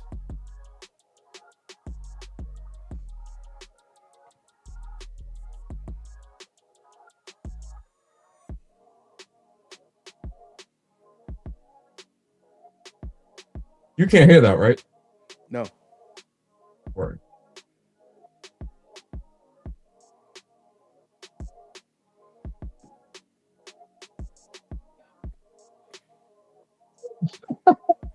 Holding on the offense, number 17. DK, probably. Number 17 is DK, yeah. Damn. Yo, listen, let me tell you something right now. For real, in all seriousness, the most demoralizing thing is quick defensive touchdowns. Like, we just you put numbers on the board and your offense was on the bench. Yeah, you put numbers on the board. We just kicked it off. You guys just received it, and defense already scored a touchdown. Like, wait, what? And it's like, wait, the offense was like, it was pretty much, I'm talking about when the Steelers were playing against whatever team that was, and Caleb Johnson didn't even go for the ball after it was kicked off. Like, oh, we're up 3. Now we're down 10. Down 10. Or down 11. That is so demoralizing. Okay. Well, 5-2. All right, let's see here. I'm gonna get my sports app open back up. Yeah, because Patriots. Right, Cleveland. Look at really Miami. So hold on. Can we go to Miami just for a second? That's what I was talking about. Yeah, go ahead. When are they gonna fire him? Huh? When are they gonna fire McDaniels in Miami? Because they're losing to the Cleveland Browns 24-6 right now. When does he get fired? I think you and I had both picked him as the first coach to get fired this year, and somehow he wasn't. The Titans got rid of their coach first. But all right, the McDaniels era should be over now. You're losing to the Cleveland Browns. Though. Who is it? Hill isn't there. You can't put it on him. No, it's a Tua thing. You remember the press conference he had last week? Oh, yeah. People coming late, people not showing up to meetings and all that stuff, and we got to own up to it. Did you hear what came out the locker room like literally the next day? That I didn't catch. They're like, Tua's the one that's always late to meetings. So hold on. So wait a minute. I'm always late to the meeting, and then I'm getting on public platform and chastising other people for who being are late late to the same meeting that I'm late to. And maybe not always, but they're like, Tua be late to meetings too, is what they said, right? That was what they said. Not always, but Tua be late to meetings too. But here's the other thing. And every player corresponded with this because he's talking about players are being late to player-only meetings, and sometimes they're not even showing up at all, and that starts with leadership. Everyone's like, player-only meetings are run by players. That's not on the coach. That's on you. If you are saying we're going to have a players-only meeting at 7 p.m. and people showing up late at 7:30, that's a reflection on you. Because they're like, I promise you right now, if Pat Mahomes said he wants a player-only meeting, whoever is not there on time might get benched if not cut.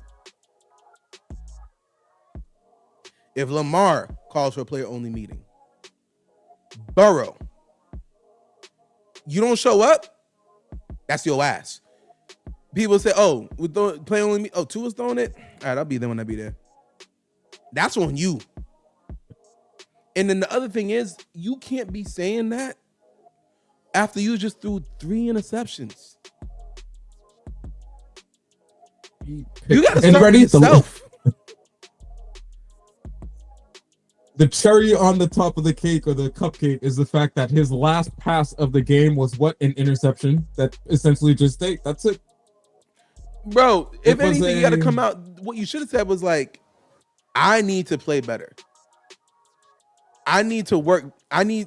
There's something off with the chemistry between me and the rest of my teammates, and I need to figure out what it is and get it done. It speaks to his leadership because yes, very much so. Great ones, and that's what Ryan Clark said. Speak. Ryan Clark was like, you listen to a lot of his press conferences, it's always this is the issue, that is the issue, team this, team that, they here, them that, them this. He's like, I never hear Tua come out and be like, I had a bad game and I need to do better. He never says I. So it's and as much as well, the thing is they paid Tua, so they can't get rid of him. So you gonna need to bring in a strict coach. Because I don't know if you heard the report that first they had Brian Flores, and the players did not like Brian Flores. He didn't get along with Brian Flores, who was an old school kind of, hey, you need to work strict coach every single day that you deserve to be here. Yes, you're a strict coach. You better be on time for meetings. If you're not on time, you're running laps type of stuff. Strict and hard-nosed coach. None of the players didn't want that. None of the players did. Tua was like, yo, he hurt my feelings. Imagine coming to work every day and getting told you're not shit. Well, some people would use that as motivation. I get it. It didn't work for you. It was more of a detriment to you. But they were like, and it wasn't just Tua. I just want to emphasize that. It wasn't just Tua who wasn't cool with that. A lot of the players weren't cool with that. So then they brought Mike McDaniel, who is a player's coach. Is like, yo, what's good, guys? Yo, one of the guys. He's got his little vape on the sideline. Yeah, and now look at y'all. Literally, it's the inmates running the asylum all over again. And it's just like, y'all wanted this type of coach. Y'all got this type of coach, and now y'all ruined it. So the next coach y'all get is going to be a hard-nosed, I ain't playing none of this whoop-dee. What was that Haitian TikTok that been going on online? Whoop-dee fucking do. Mala. Okay? Male avel. All right? Male avel. Okay?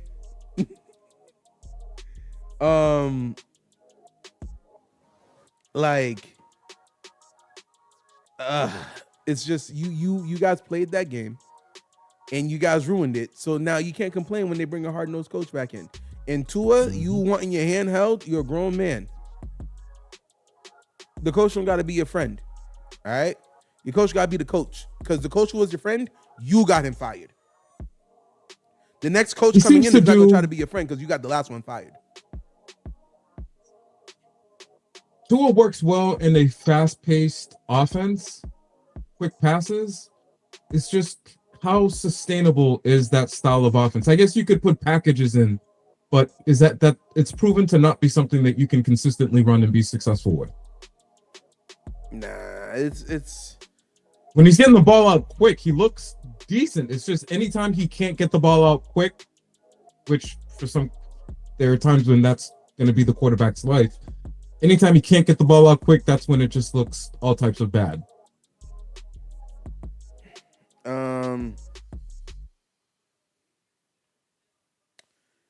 Right now, Jalen Hurts is balling.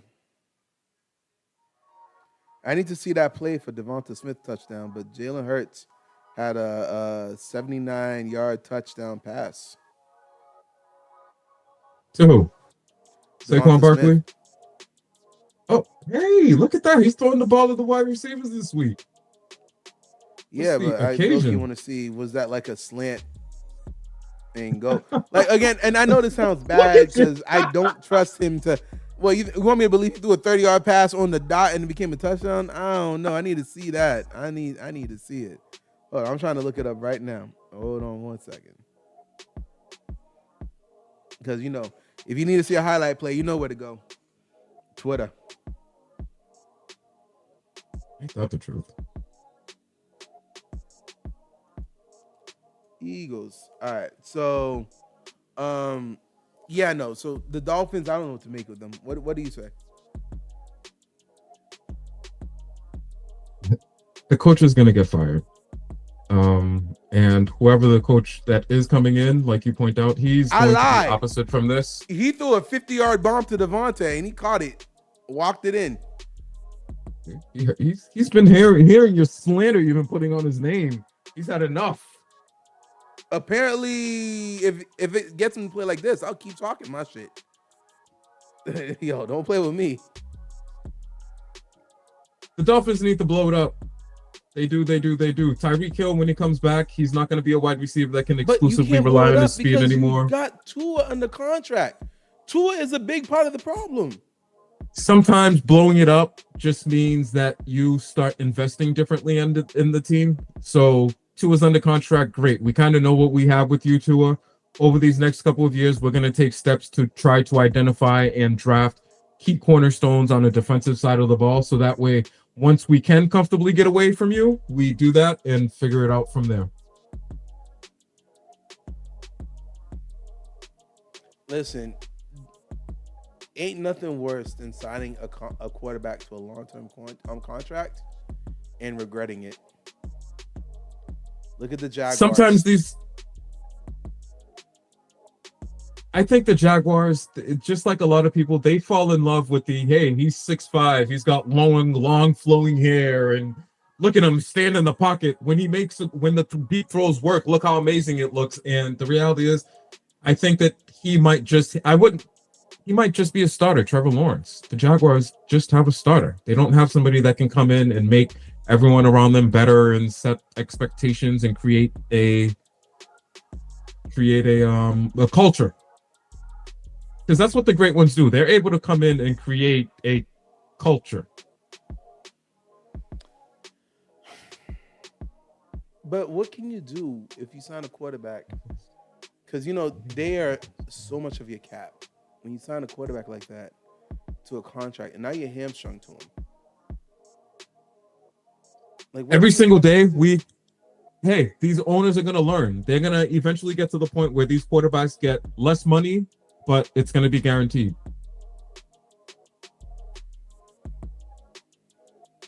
I think that's what's going to happen with some of these contracts. Because every time you think you have a franchise quarterback, or whatever the going rate is what you ultimately end up signing your quarterback for, and I don't know that should necessarily be the case.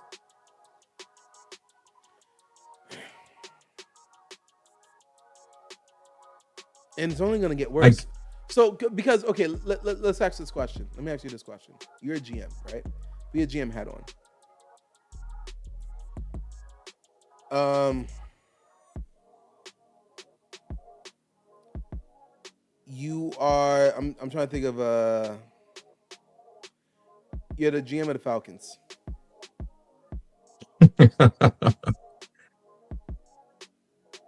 No, better yet, either GM the Colts. No.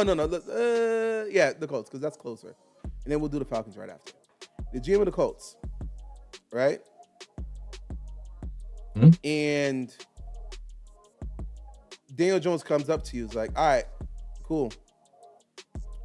I want $50 million a year at the end of this year. He comes up, No. extension, I want $50 million a year. No. No. So you let him walk. Fifth.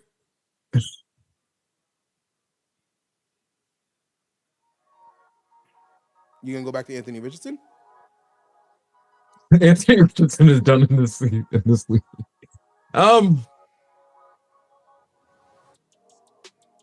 Daniel Jones has to be willing to take somewhere between 35 to 40 something million a year. He can't. That low.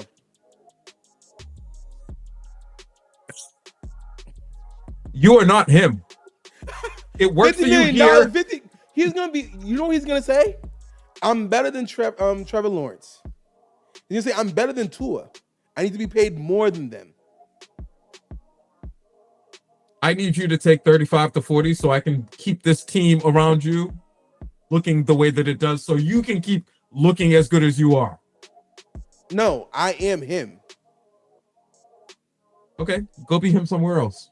See, sometimes you gotta be sometimes you can't be afraid to call these teams bluffs. Now, granted, it's very early this year. Could you see a team like they just invested in Rattler, but could you see a team like the Saints say, oh, hey, Danny Dimes, come on down here. We're going to sit our quarterback because we believe in you. It just...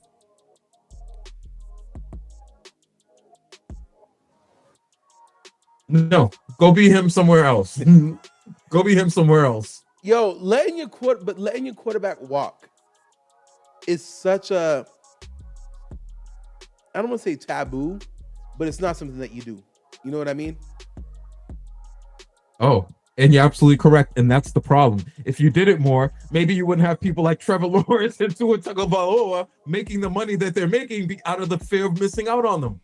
That's the problem.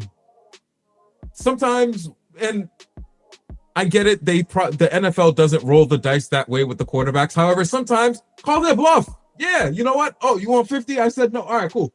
Go show me you can get 50 in the open market.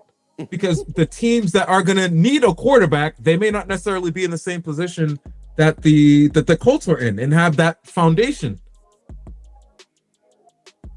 Listen, I agree with you, but it's like when push comes to shove and you're finally in that position, the pressure from ownership is like, okay, fine, you're going to let him go.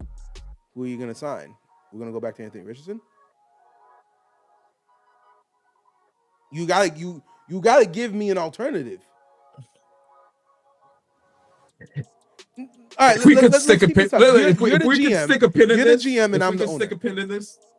No. Okay, we're gonna keep this going. We're gonna figure this out right now. No, because we need to know which quarterbacks are potentially going to be available at the end of the year. All right, I'll pull that list up for you. Okay. Oh, upcoming free agent quarterbacks. Yes. Because as much as I'm celebrating and singing the praises of the Sam Darnolds and Danny Dimes there and Baker Mayfield, we should understand that just because you stink here doesn't mean you're going to go somewhere else and be successful. Or just because you suck somewhere and went somewhere and were successful, you can just go anywhere and be successful. Okay, so... Oh! Hold on. Drake May's cooking. That digs. Display. Because now, for some reason, you're ahead of me. That's dropping in a bucket right there. All right. So just so everyone knows, for whoever is going to watch this, why does it look like this? Let me refresh the page. I'm doing this based off of Spot Rack. Okay.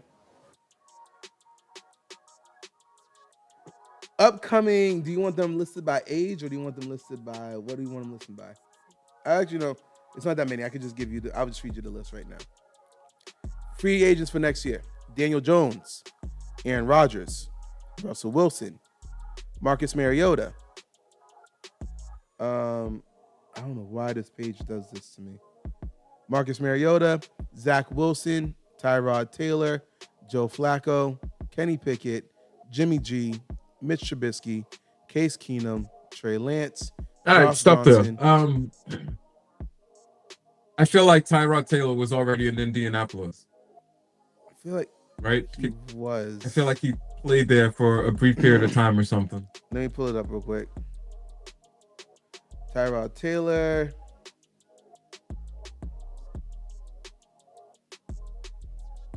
No, he actually wasn't. He was on the Really? Raiders first, Bills, Browns, Chargers, Texans, Giants, Jets.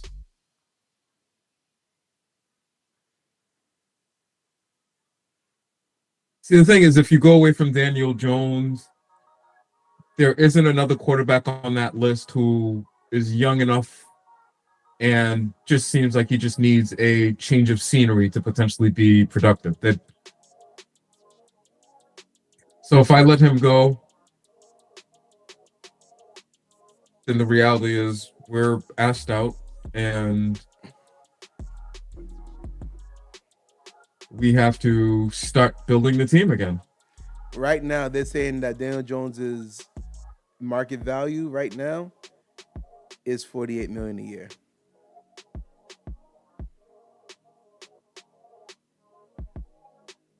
It's less than 50. Listen, this is where both sides are going to have to bend a bit. If his market value is 48, listen, buddy, we're contributing to this market value of yours. We have the system and the players in place to allow you to step in and do what it is that you're doing. So you're going to have to work with us here. We need to keep investing in the rest of this team around you. You need to go for that's not my concern. 4 years. 4 years, 160 million. You investing fully in the rest of guaranteed. this team is not my concern. Fully guaranteed. My 160? talents warrant 160, 160 million. My talents warrant 50 a year. All right, I'm not gonna get paid less than to a concussion type. I can't say to a concussion level. All right, and I'm not getting paid less than Trevor Goldilocks Lawrence. And neither one of those players are doing anything significant with their team. But they're making all the money in the world. So do you want to be them and make all the money in the world and not necessarily allow us to build a competitive roster around you? Would your alternative be Mac Jones? Oh, there's a quarterback. I don't know why he's not listed as a free agent. I need to see what his contract is. Did they give him a multi-year deal in San Francisco? Yeah, they did. He's a free agent next year. Oh, look at what they did there.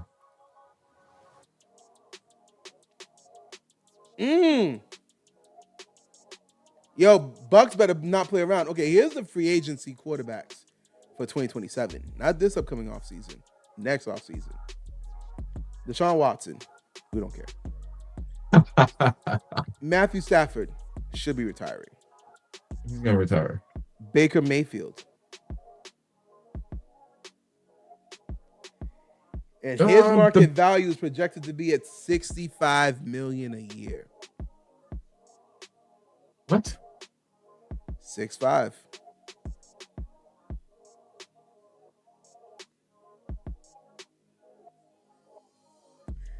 He can't realistically go in there. He can't realistically go in there and ask for a 4-year, $260 million contract, of which what, $200 million's got to be fully guaranteed. And he's in Miami, so there's no state income taxes. Florida, in Florida. Hey, Baker's gonna walk away. Baker's gonna do well. Wow. Justin Fields, which we already talked about. Is there a new collective bargaining agreement coming up for the players or anything along those lines? Not anytime soon. Let me see. NFL that doesn't seem like a lot of money for a quarterback. $65 million a year. Well, Dak is at 60, so yeah.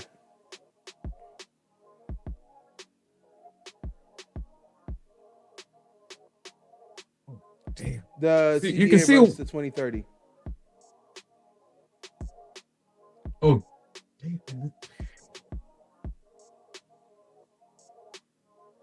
Hold on, let me keep going down the list. Right? Bryce Young, franchise tag, most likely fifth-year option. CJ Stroud, fifth-year option. Anthony Richardson, you're gonna let him walk. If you let Daniel Jones walk, you let Anthony Richardson walk. Davis Mills, Jacoby Brissett, no. Jarrett Stidham, Mac Jones, Jameis Winston, Andy Dalton, Josh Dobbs, Mason Rudolph, Cooper Rush, and there's no other names worth mentioning. Will Levis. So you gonna let Indiana Jones walk, not have a backup quarterback to a alternative plan, and you're not gonna have a top 10 pick this year.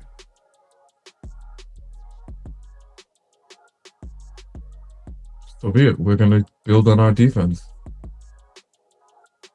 Do you believe that Daniel Jones can go somewhere else right now and do this? I think there is another team that he could potentially go to. It's the Jets, because they are another team that had a ground game. They had a defense until they didn't. So if you put a quarterback in that can at least keep the offense afloat, he's got the running game to support him. Maybe they would look different, but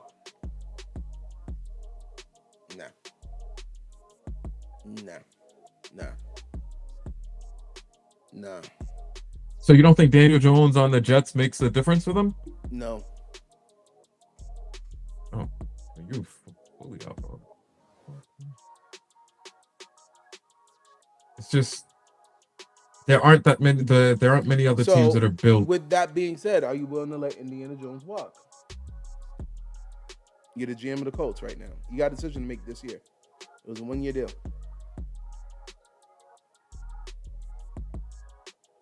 I would try to finagle it and offer him less but fully guaranteed money to try to keep him. And if he wasn't going for that, then you got to let him walk. We're building long term here.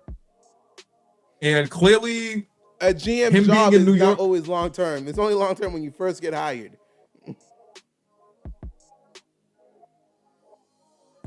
Dude, that is a difficult decision because, hey, guess what? They always fire the coach first. So you know what? It's just really like quarterbacks got the NFL by the short and curlies. Like, to be blunt, the situation where Daniel Jones is the perfect example. I can't let you walk because, like you said, there's only 32 people that could do this. But I don't want to pay you what I would want to pay the top 3, 4, 5 guys. Well, just technically, because the top 3, 4, 5 32. guys are 60 plus. So I'm still coming in the discount saying now I want 50 to 55. He's going to come in demanding 56 because 56 puts him over Trevor Lawrence and Tua Tagovailoa straight up. And that's where they ultimately tell him, hey, we're going to need some money, so we'll take you at... It's going to end up being around 50. That's a nice round number that you picked there. Because even if he wanted to, the Players Association wouldn't let him necessarily sign for less. We don't care how much you like this team, how much of an opportunity they gave you. If we can get you up here, this is where you're going to sign. It's going to be good for all the future quarterbacks coming into the league. I first used to think that, but then seeing the contract that Jalen Hurts was under and Tom Brady constantly took pay cuts, I don't know if the NFLPA really does.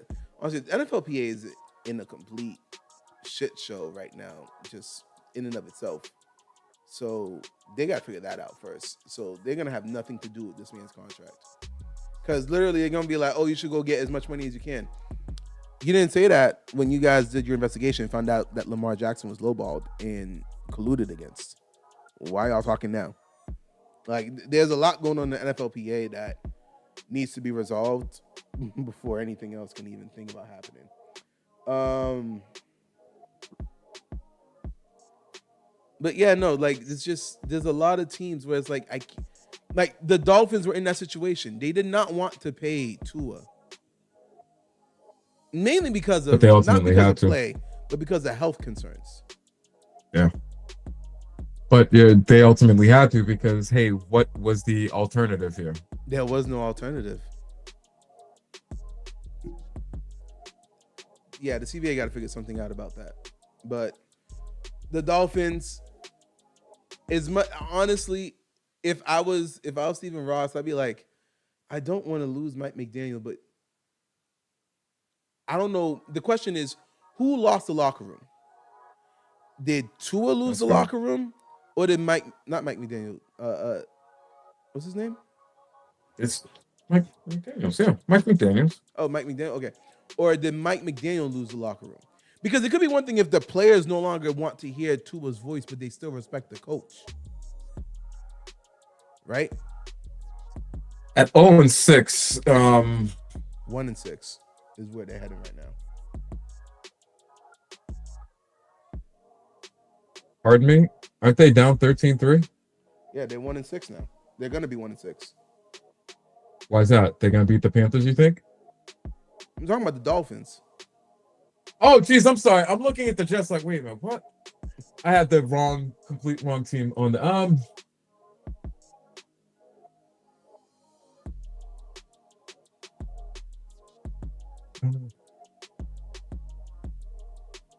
I kind of believe that you have to kind of fix the problem. You have to kind of bring in a disciplinarian type coach. I don't want to say disciplinarian because look, it's working out with Campbell out in Detroit, but how many of those type coaches have we seen and it just not work out? Yeah, you know what? You need to get the inmates back in line. Find an old school coach, bring him back, surround him with younger coaches, and put the right staff around him and get control. Here's my issue with that, though. And I agree with you. Get control of the asylum. But Tua does not respond well to those type of coaches. And if your quarterback can't play well in that environment, what do you do then? Well, Tua's going to have to figure it out because if he would like to continue playing in the NFL, this is what it is. Changing coaching staffs all the time. You got to figure out how to acclimate yourself into different circumstances and situations. Not everyone is going to hold your hand in life and, hey, you okay, buddy? Good job today. Listen, we're going to get back at it tomorrow. That's just not life. Sometimes someone has to tell you, hey, you fucked up. Get out of my face. I don't want to see you. Sometimes that has to happen for you to feel like, oh, geez, damn, I really messed up. I got to go. I need to go back. Yeah. Yeah. That has to happen sometimes. Jeez, see, now you got me sounding like a bitter old man. Chiefs are up 31-0. Hey, maybe this is just what they needed. You know, a little reset game. The Chiefs. Listen. No, sir. You don't get points for doing what you're supposed to do. The Chiefs are supposed to beat the Raiders like this. I don't care who they have at wide receiver. Okay, so what head coach out there right now is that no nonsense, everyone gonna stand in line type coach? They are a dying breed because don't forget, every single year we have a crop of NFL players coming up, and the crop of NFL players that we have now have probably majority. They've put in the work, but they've been accommodated and coddled.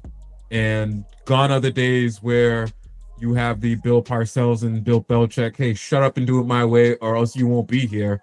Now it's, would you mind trying it my way, please? And things of that nature. So let's look down the list. I'm just thinking of coaches that are gone that's like available right now. That they're. Hey, did you hear that Gruden along these lines? Because he's a coach that's available out there, but you know Gruden won his suit against the NFL, right? I forget saw how much something along those lines. And could Gruden? No, he's not coming back. You don't take money. You don't win money against the NFL and then get a job with it. What's wrong with you? Bye, Gruden. But it's interesting. He's out there. He'd be the coach. Jets.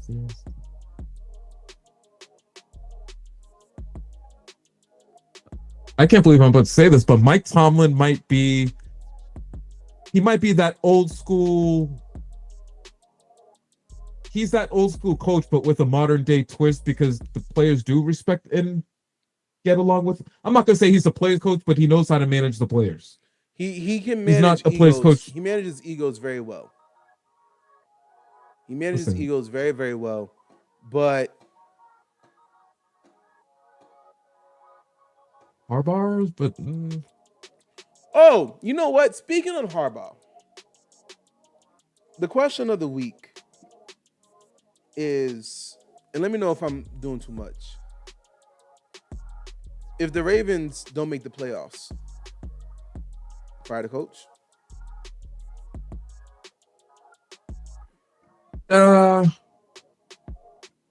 I would consider firing the coach just because sometimes you need a new voice to get the team over the hump, and it seems like he's able to keep them competitive, help them get to the playoffs every year, and then it just never seems to go right. But this year, I wouldn't necessarily fire it, especially when you've got Lamar out for a month. But he was 1-3 with Lamar.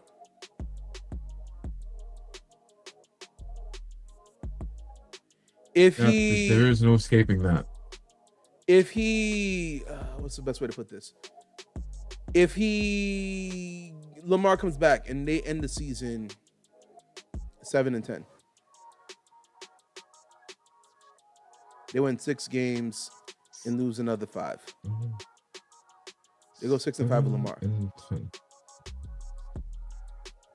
Hey, they were able to at least somewhat right the ship. Listen, if Bill Belichick can get fired, none of these coaches out here should feel like they're safe.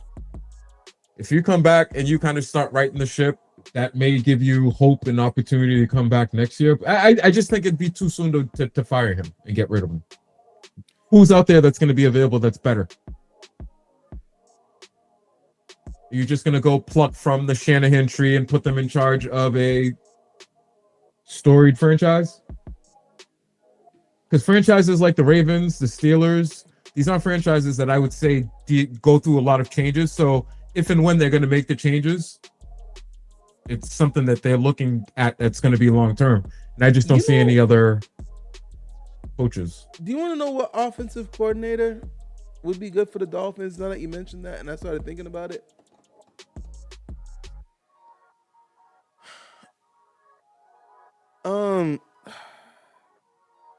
Eric Bieniemy.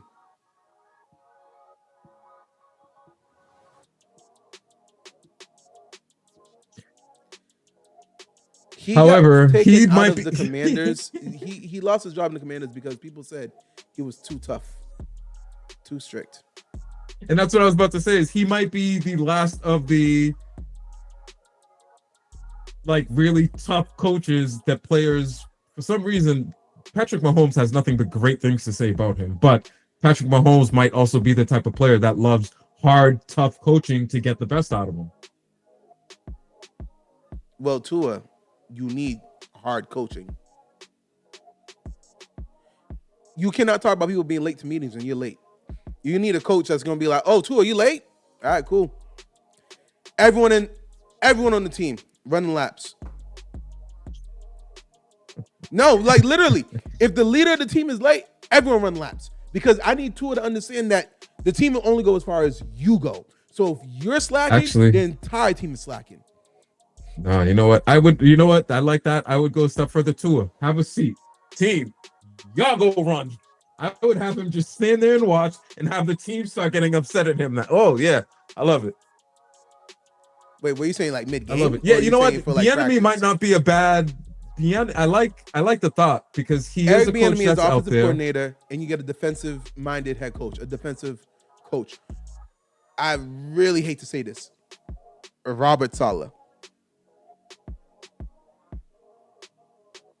Hey, he never had the Jets looking this bad, so he might not be a bad coach to bring back. Robert Saleh is the head coach. Eric Bieniemy is the offensive coordinator. Stephen Ross. Hey, think about it. Fans, holler at your boys. Is up for. I was about to say one of the DCs could go up and be the coach, and I just really realized Brian Flores could also go. Run it back. I like that. I like that offer. We should type it up, mail it into the Dolphins. Yo, help us make this go viral. But that really would be,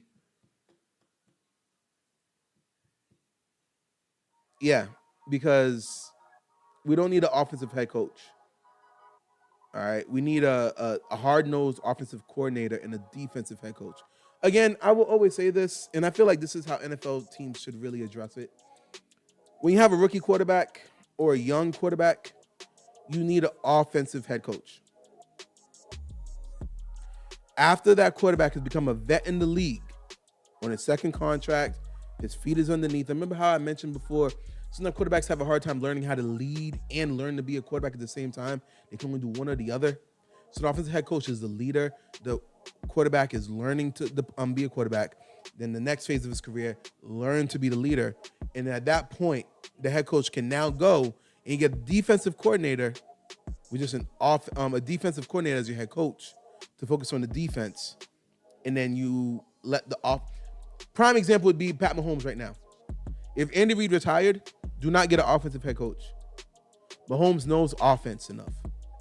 He's cerebral enough. He gets it.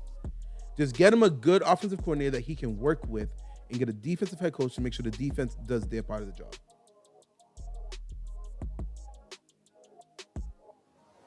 That wouldn't be a bad approach. So essentially, you're looking for your Bill Belichick, Josh McDaniels combination. Bill Belichick, defensive-minded head coach. Yes. And then you have Josh McDaniels, who, hey, he's going to be here for a while. He knows offenses. He's going to worry about the offensive side with you. I get to just put my brilliance to work on the defensive side of the ball. To me, that's one of the issues that the Steelers have right now. I'm not too convinced on Arthur Smith as the OC, but guess what?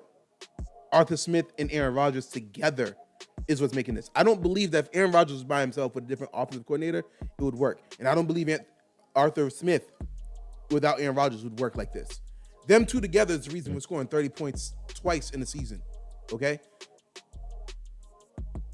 This is probably the best system that they've had in a long time. That sounds so nuts because look how excited that we got because the Steelers scored 30 points multiple times this season. Like, ooh, they got something down there. Exactly. Like sometimes it's just like, I want to see points on the board, man. I just want to see points on the board.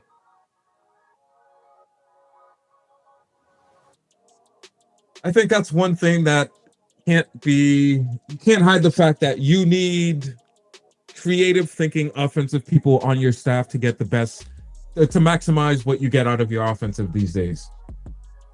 We're not living in the days where the defenses, we're never going to see a defense as dominating as the Baltimore Ravens, Ray Lewis led defense. We're never going to see that again because the rules very much favor offense and the offensive side of the ball. But you can sure try. You can sure the hell try. And if you have a defensive head coach and he can keep the game 17-13, that's what he wants to come out there and do. Yeah, no, a defensive head coach wants to keep the game 17-13, but a defensive coach who has an offensive capable of putting up 30 is like, guys, we hold them to 17. We win every week.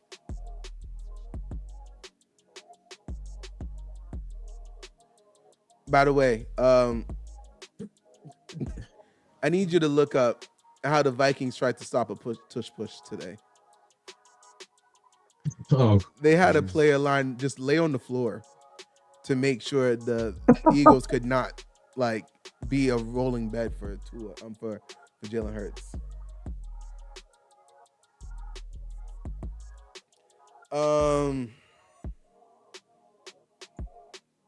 So back to the Ravens. Ravens would be another example of a defensive head coach with a legit offensive coordinator.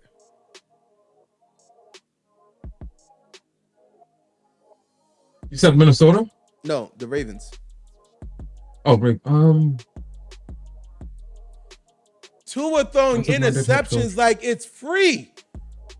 Watch him come out and say, the offensive line needs to give me some more time back there. I would flip my lid. Yo. Damn it, I should have started the Cleveland defense.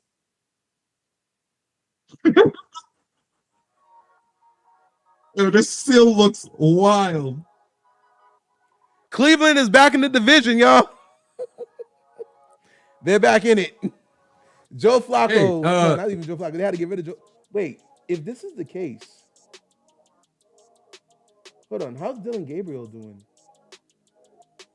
Dylan Gabriel's 11-14, 91 yards. You're averaging what per completion?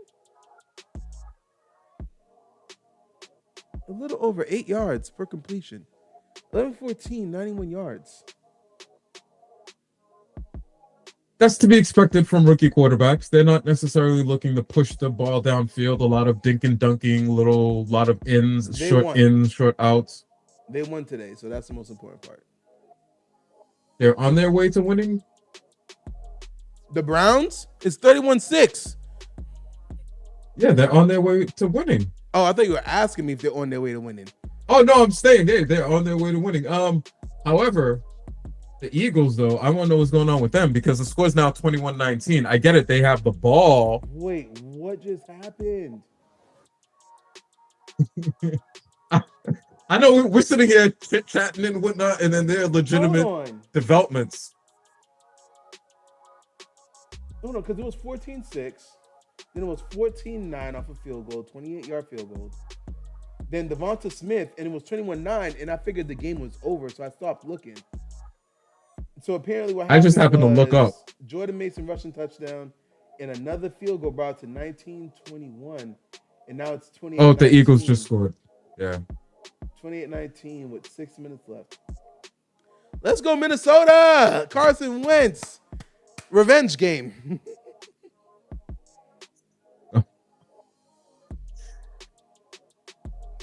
If the Titans don't throw the ball to Alec Iomana one more damn time to help my parlay stay alive. All right. Are the Tennessee Titans that bad, or are we all mistaken on Cam Ward? Because I know they just got rid of their head coach, and typically that when you get rid of your head coach, it's like a booster shot that you inject your team with. Usually that next game, they come out with some type of energy and everything like that. Yeah.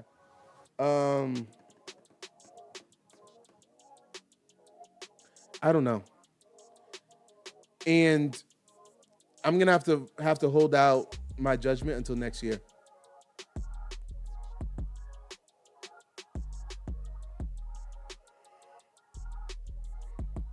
I want to see who they bring in for him because, and see, this is the other thing. I think when you have a young quarterback, consistency. When you're in the market for a new young quarterback and you eventually do get that oh my goodness, interception.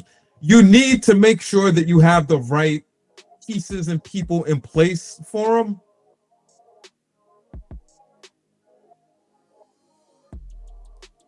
Hey, Patriots did their job today. How'd that interception happen? For real. Right through his hand, behind him. What is this celebration that I'm seeing all around the NFL? Hold your nose and what is that? What is this? They all doing it. That's not the 6-7, is it? 6-7? Yeah, I thought that was 6-7, but I feel like this is some. I won't tell you how I know about 6-7, but listen. Hold on, no. Now I'm really confused. What is that touch? I don't know what that is. I've noticed several players doing it today's game, and it's not the only week. Who would you rather be, Cam Ward or Shedeur Sanders? Cam Ward, who's playing, but the team's not doing the greatest, or Shedeur Sanders, who is now the backup quarterback on the team? Yeah, he's the backup. The head coach didn't want to call him that, but yeah, he's the backup. Who would you rather be? Yo, who is Jennings? And why can't Travion Henderson get in the game?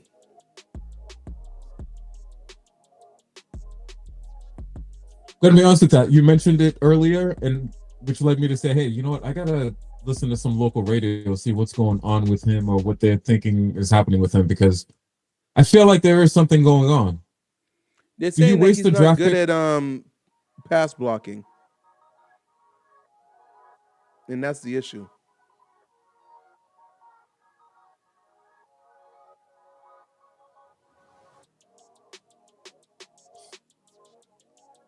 You can't be that bad at pass blocking Yeah, to the point that there's a running back ahead of you in the depth chart who literally is good for 2 fumbles a game. I thought it was weird when they wouldn't necessarily make a decision with Ramondre. It's like, wait a minute. Typically, when you fumble that much, you get suspended at least for half a game or something. Nope, they just kept going right back to him, which is a Because they sign don't about. believe in Travion that much. Because you best believe if they believed in Travion, hit the bench, Ramondre. Ain't no reason for me to still put you in there.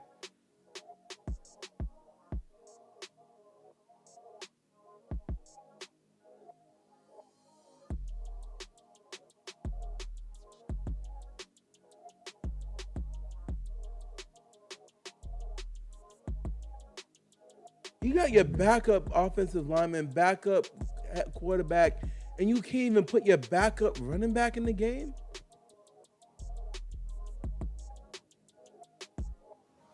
Who's the backup quarterback for the Patriots again? Josh Dobbs? Josh Dobbs, yeah, light skin though. Okay.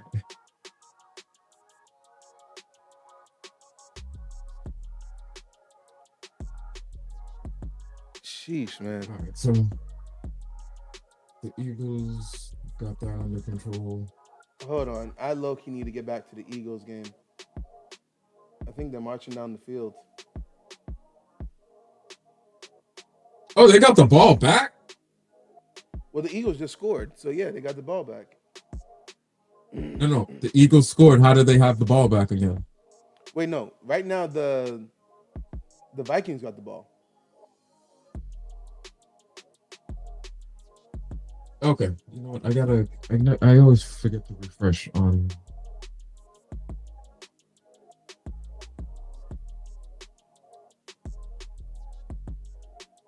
AJ Brown, 3 for 76 today. Wow, Devontae Smith, 2 touchdowns. 9 for 183. Yeah, I know. He got that nice 80-yard bomb. You know what's the funny thing about this is? Jalen Hurts, last year, remember when AJ Brown was doing that whole reading on the sidelines, and then they had that one good game where AJ Brown had like a bunch of receiving yards and they were passing the ball everywhere. And Jalen Hurts came out and was like, y'all still want to complain about it? Meanwhile, it wasn't even the media complaining about it. It was your own wide receivers. I feel he's about to do the same thing again today. It's like, so y'all were questioning our offense? We weren't questioning your offense. Your offense was questioning your offense. And I'll be honest with you, Devonta Smith was targeted 11 times and made 9 receptions. AJ Brown was targeted 4 times and made 3 receptions. AJ Brown was targeted the same amount of time, just about the same amount of times as Dallas Goedert. I mean, that's not bad per se. I don't think AJ Brown's issue is the targets. I believe his issue is quality targets. And this was 3 for 4, 2 touchdowns. That's quality targets. You don't think so?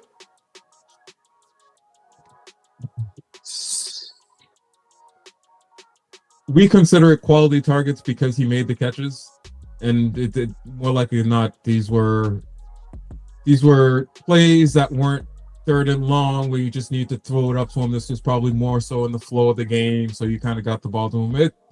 I would like to see a better balance between how he's being targeted and Devonta Smith. Now, it could be the game plan this week. It could be they came in expecting him to be double teamed, so they emphasized getting the ball to Devonta a little bit more. It is very important that you keep him engaged as the season goes on if you were to go on and make noise in the playoffs. It's very important.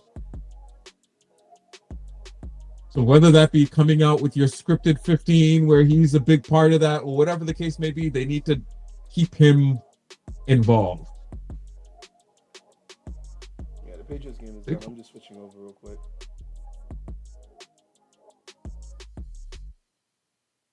Now, do you know the problem that I see that's going to ultimately, one of the things that's going to ultimately impact the Eagles is the fact that Saquon Barkley, 15 carries, 46 yards, long of 9. Oh, hold on. I'm sorry. And I want you to say what you're going to say again, but I want to just point something out. The Jets-Panthers game was so bad that they took it off the TV. Game's not over. And they're like, you know what? Here's the Eagles-Vikings game. That's more fun. Because usually it's like, if it was a blowout, they might do that. Because the Patriots right now is a blowout. They didn't even do that. They literally like, nah, there's no point. This game is bad. Who wants to see that? Took it off. You don't see that too often. Two of the worst teams in the league right now. They don't want this type of play associated with the product.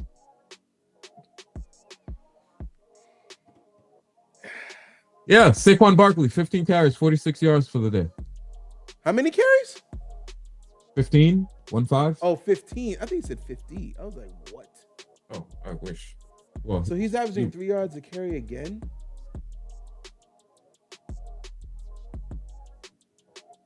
I mean, you have to.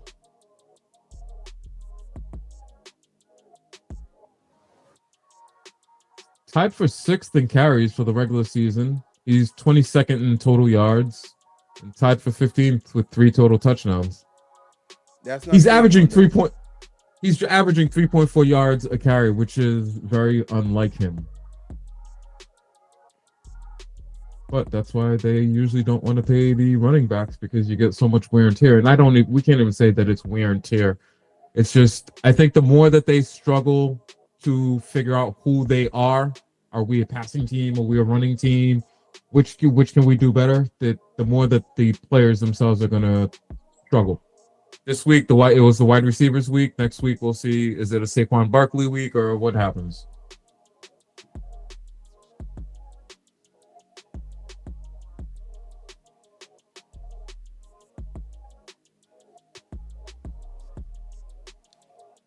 Oh, Wentz running for the first down. Oh, were you watching the game on Thursday, by the way? The Steelers and Bengals, yeah. Some of it before I fell asleep.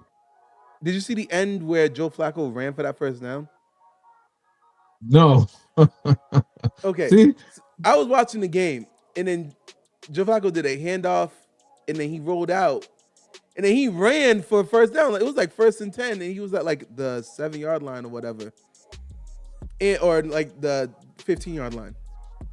And even the camera was like faked out. Like I'm like, is Joe Flacco running with the ball? Oh, he's running with the ball. Nobody was near him. He ran for a good 15 yards. Listen, that was intentional. That he was showing the Cleveland Browns that he still got some wheels. The thing about it for me was that I was like, yeah, no, that's a good play call, because it was like 3rd down or something. I was like, no, that was not on anyone's scouting sheet whatsoever. So at the end of the game, they're like, I think that was your longest rush of your career. And then he was like, man, that wasn't even the play call. I just did the handoff. I did the play action, rolled out, realized everyone was not facing me. No one was facing me, so I decided to run. And I was like, this old man.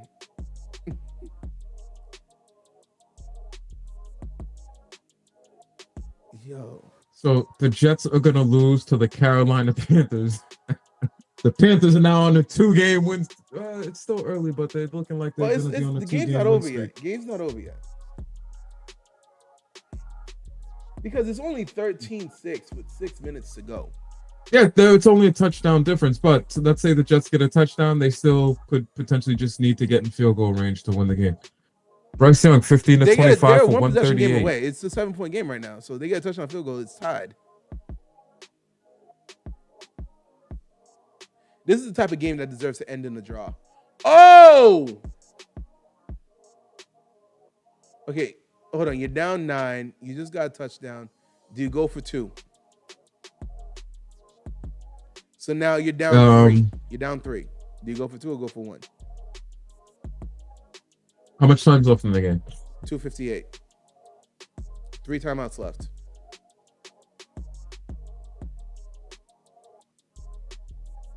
I go for one and trust my defense can give me the ball, and I can have at least one timeout. You say 2:58 left. 2:58 left. Yeah, 2:58, just under 3 minutes. I go for one, and trust that my defense could hold them and lead my offense with at least one timeout by the 2-minute warning. So the Eagles have one defensive touchdown. No, they don't have one. Wait, they have 28 points. Yeah, 4 touchdowns.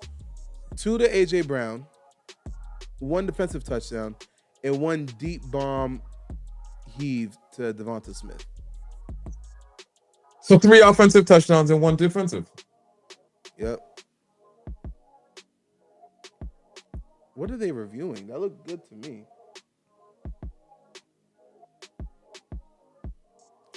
You want to know something? I made a new decision in my life. Oh, actually, and I do want to talk to you about one other thing that happened last week. I made a decision in my life that if I'm coming home on Friday and I'm traveling again on Monday, I'm not doing grocery shopping and I'm just going to eat out. And you know what? I'm going to eat healthy portions type stuff. So like yesterday, I went to La Pro. Shout out to La Pro, not a sponsor. And I got me 2 bowls of bouillon. One with boya viande selma, and then the other one was just a normal one. Getting patat, pomme de terre, banana, all that stuff. Okay, yeah. Helped me the whole day. Bouillon. Bouillon can fill you up, or it can also not fill you up. It's really the craziest thing. Sometimes you eat, like, you got to eat a lot of bouillon to be filled up, to be held for the rest of the day. No, you just have to have the right things in it. You got to have banan, you got to have your patat, pomme de terre. So you got to have those starch foods in it for it to kind of be something. It helped me until like 11 o'clock at night. And I was like, it's too late. No, but then again, sometimes you just want some of that broth, some of the vegetables blended into it with some crackers, oyster crackers or something like that. Do oyster crackers with your bouillon? I do a lot of different. I do Toll House crackers. I do oyster crackers. Okay, you gotta mix. Toll House makes sense. Okay, like I understand. What you gotta do? I've never done oyster. That's what take a little from each culture. The soup from our culture. You gotta find what else goes with soup, and you gotta mix it in. Today I had soup jumu, 2 of them. I also ordered 2 of them, and I'm like, man, it didn't hit like I wanted it to hit, but you know, whatever. It's a better option, though. I know it wasn't. It's a better option. So, yeah. New England, check. Cincinnati. Oh, they overturned the touchdown. That's crazy work.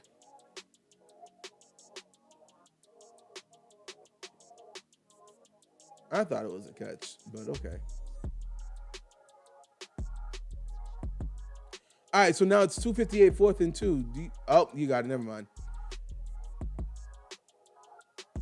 I guess my question would have been, it's 28-19. You're in field goal range, chip shot. Like you're like the 15-yard line, 4th and 2. You go for the field goal to bring it to a 1-possession game. So it would have been, what, 22-28? Or do you go for it to try to get the touchdown? My defense has held Saquon Barkley, the game killer, to just under 3 yards or about 3 yards a carry. I have to trust that they can do it now in the 4th. I go for the field goal, put the ball back in there, because we know the game plan. They're going to come and turn around and hand it off to Saquon until the game finishes. If you can stop him, which you, for the most part, have done today, 15 carries, 46 yards. But do you know what sucks about trying to stop the Eagles on a 4th quarter, just one good stop? When it's 4th and 2 and they're still going to do the tush push on you. Last week, didn't they do the tush push 3 times in a row? 4 times. They did the tush push 4 times in a row. Sickening. Like, I think they know it's going to get banned next year, so they're like, we're going to run this run it to the grave. Because there's no way the NFL is going to allow it to come back again next year. The Eagles have abused it too much this year as kind of like an FU to the league, that the league is going to be like, nah, y'all did too much. 4 times in a row? They need to find a way to let the defense compete against it, and that seems to be the problem of how does a defense compete against something like that? You can't get lower than the offensive line. Because then my issue is you never blow the play dead until they get to where they need to go. That's the issue. They never blow the play dead. And then whenever, I think it was the Chiefs who literally stripped the ball from Jalen Hurts' hand, they're like, oh, well, then the play must have been dead if you ripped it out of his hands. Like, what? What? Oh, our fault. The play died. We forgot the play. Bring it back. Like, I would have been sick.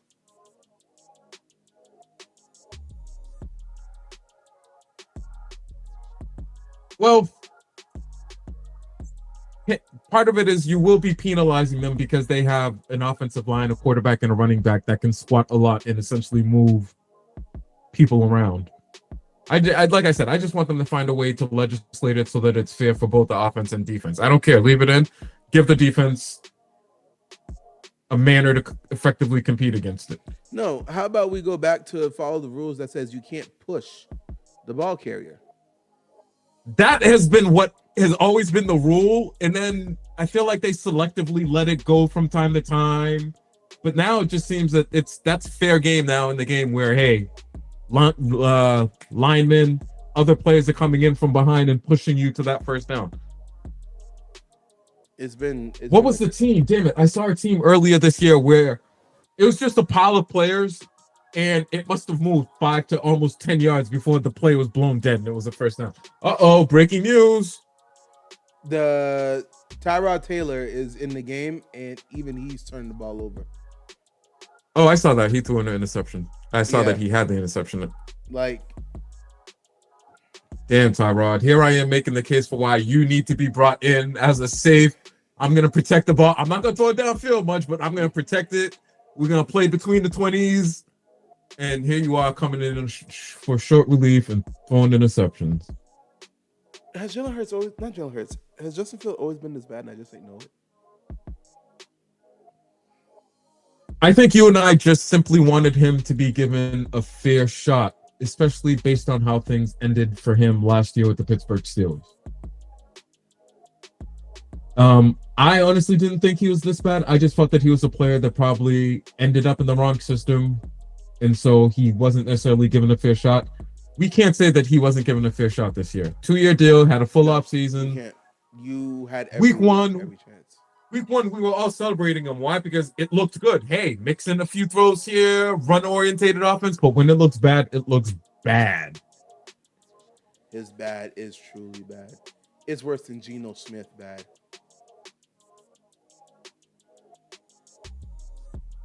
Yeah, I can't argue that. By the way, what happened to Geno Smith this year? Hey, he got a job, but we don't know that he's going to keep the job. Nah, there's, again, another quarterback that if they get a good top round pick, like, you can't justify bringing Geno Smith back.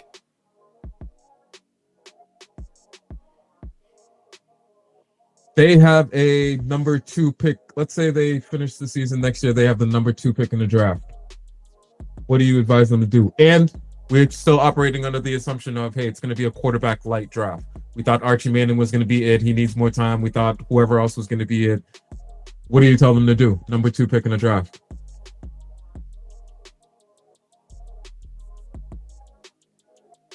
I don't have an answer, honestly. And that's kind of why I was asking the question about the Colts. Like, what do you do as a GM in a situation like, I don't have a quarterback. I don't want to pay the one I have. He's not worth the money.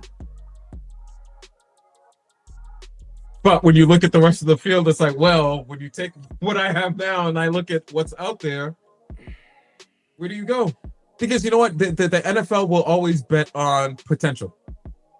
Hey, he's got the potential to be something special. And so that will get only that will work, but only so far. Justin Fields, I think that he got the job off of potential. Hey, he's athletic. Maybe in this system it'll work. And what we're seeing is it's not working. At all.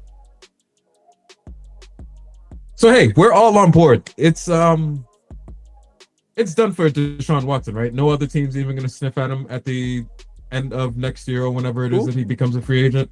Deshaun Watson? the former Cleveland Browns quarterback? Nah, he's done. He's done. Yeah, he's done. Because you could say that, there's a chance of the unknown with Deshaun Watson after this injury. And I would say you're what he 100% did before correct. The injury was just too damn bad. The unknown is going to be what other lawsuits are going to be coming out that we don't quite know about yet. Damn, not that. Leave my man's alone, bro. Leave my man's alone. The Bears have now won 3 games in a row. 4, my friend. Let me take a look again. No, 3 in a row. Oh no, 4. Why is this not updating and saying 4 and 2? That's interesting. So the Bears technically have the longest winning streak in the NFL right now. Actually, the Patriots won today, so they're at 4 in a row. Hold on. I'm sorry. Timeout. The Vikings ended up going for a field goal, right? They ended up doing a field goal because it was 4th and something. They couldn't get the touchdown, so they finally kicked the field goal off. Took a minute off the clock. Remember when I asked you about the 4th and 2? Do you go for the field goal or whatnot? It was 2:58. They went for a field goal later on the next possession. Not next possession, but they got the first down, but then they didn't get a touchdown. Now 2-minute warning, kick a field goal. Kick it to the Eagles. On 2nd down, throw the flag! The Eagles are collapsing. I think they passed on the... Hold on, I got to take a look to see exactly what they did because I want to make sure I say this right for anyone who decides to watch this later, right? I'm going to look at the plays again. Yes, no, I was right. They rushed for the first and 10 at the 43. They're 43. They rush 1 yard. Minnesota calls a timeout. Okay, Minnesota had all 3 timeouts, so now 2 timeouts left. 2nd and 9. They throw the ball and it's an incompletion. Your goal is to make them, but you don't care so much about scoring so much. Scoring is good, but your goal should be make them burn their timeouts. Incomplete. And they should have gotten a delay of game, but I guess they called the timeout just in time. Now it's 3rd and 9 in 1:45. They're passing again. Oh my God! Nah, number 2's cut. Who the hell's number 2? Number 2 is cut. Number 2 is cut. Number 2 in the Vikings is cut. He was off by 8 yards and still got burned by A.J. Brown.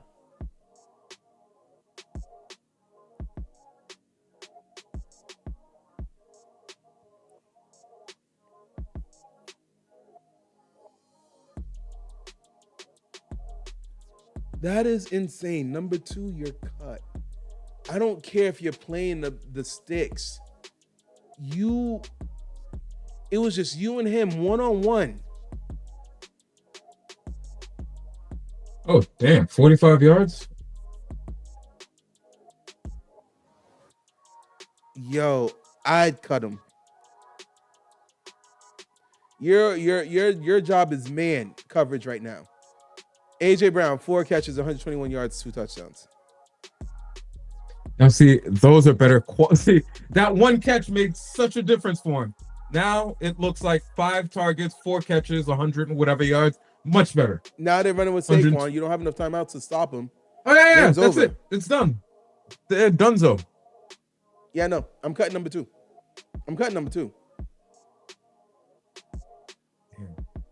For you to be 8 to 10 yards off and still get burned by a wide receiver for 45 yards. They're saying he was playing the sticks. I don't care if I'm playing the sticks. I'm not letting you run by me. I know there's no one behind me. I don't have help over the top. Yeah, I get the concept of playing the sticks, but when the person you're defending is A.J. Brown, doesn't that go out the window? Yeah, this is man coverage right now. Jesus. Damn, Fox is stressed. They're like, damn, this game's about to finish. We might have to put the Carolina Jets game back on.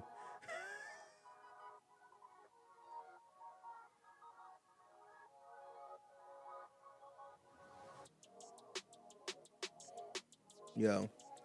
All right. Anything you want to say for peoples? The Eagles escape with another win again. They're gonna say the offense is balling. Yeah, they just can't seem to consistent. They have to be who they are. Are you a running team who can pass, or are you a passing team that can run? Whatever you are, lean into it and let the other component of your offense complement it. If right now it's Saquon's team, feature the run and then figure out how to have the pass. But they can't feature the run. The running game has again been stymied.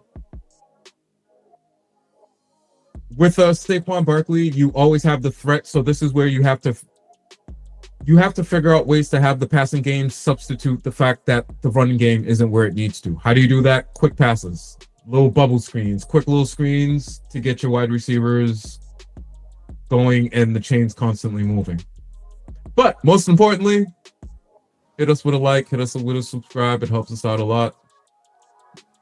All right. Check us out next week. We'll be back next Sunday.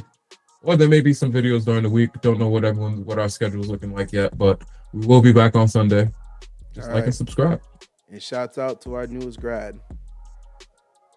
Oh, soon to be. I still got to take the last class. Whatever. I may decide that, you know what? Now's a good time to quit. Bro, you know how much this would have been like, wait, hold on. You paid us how much and now you decide to quit? You're doing so good. All right, well, the school ain't gonna stop you. They're gonna be like, shit, whatever. It is what it is. Thanks for tuning in. We'll be back. We out. And Steelers, if you ever do another product like that on the field again, gonna make me fly out there again to come over and teach y'all a lesson.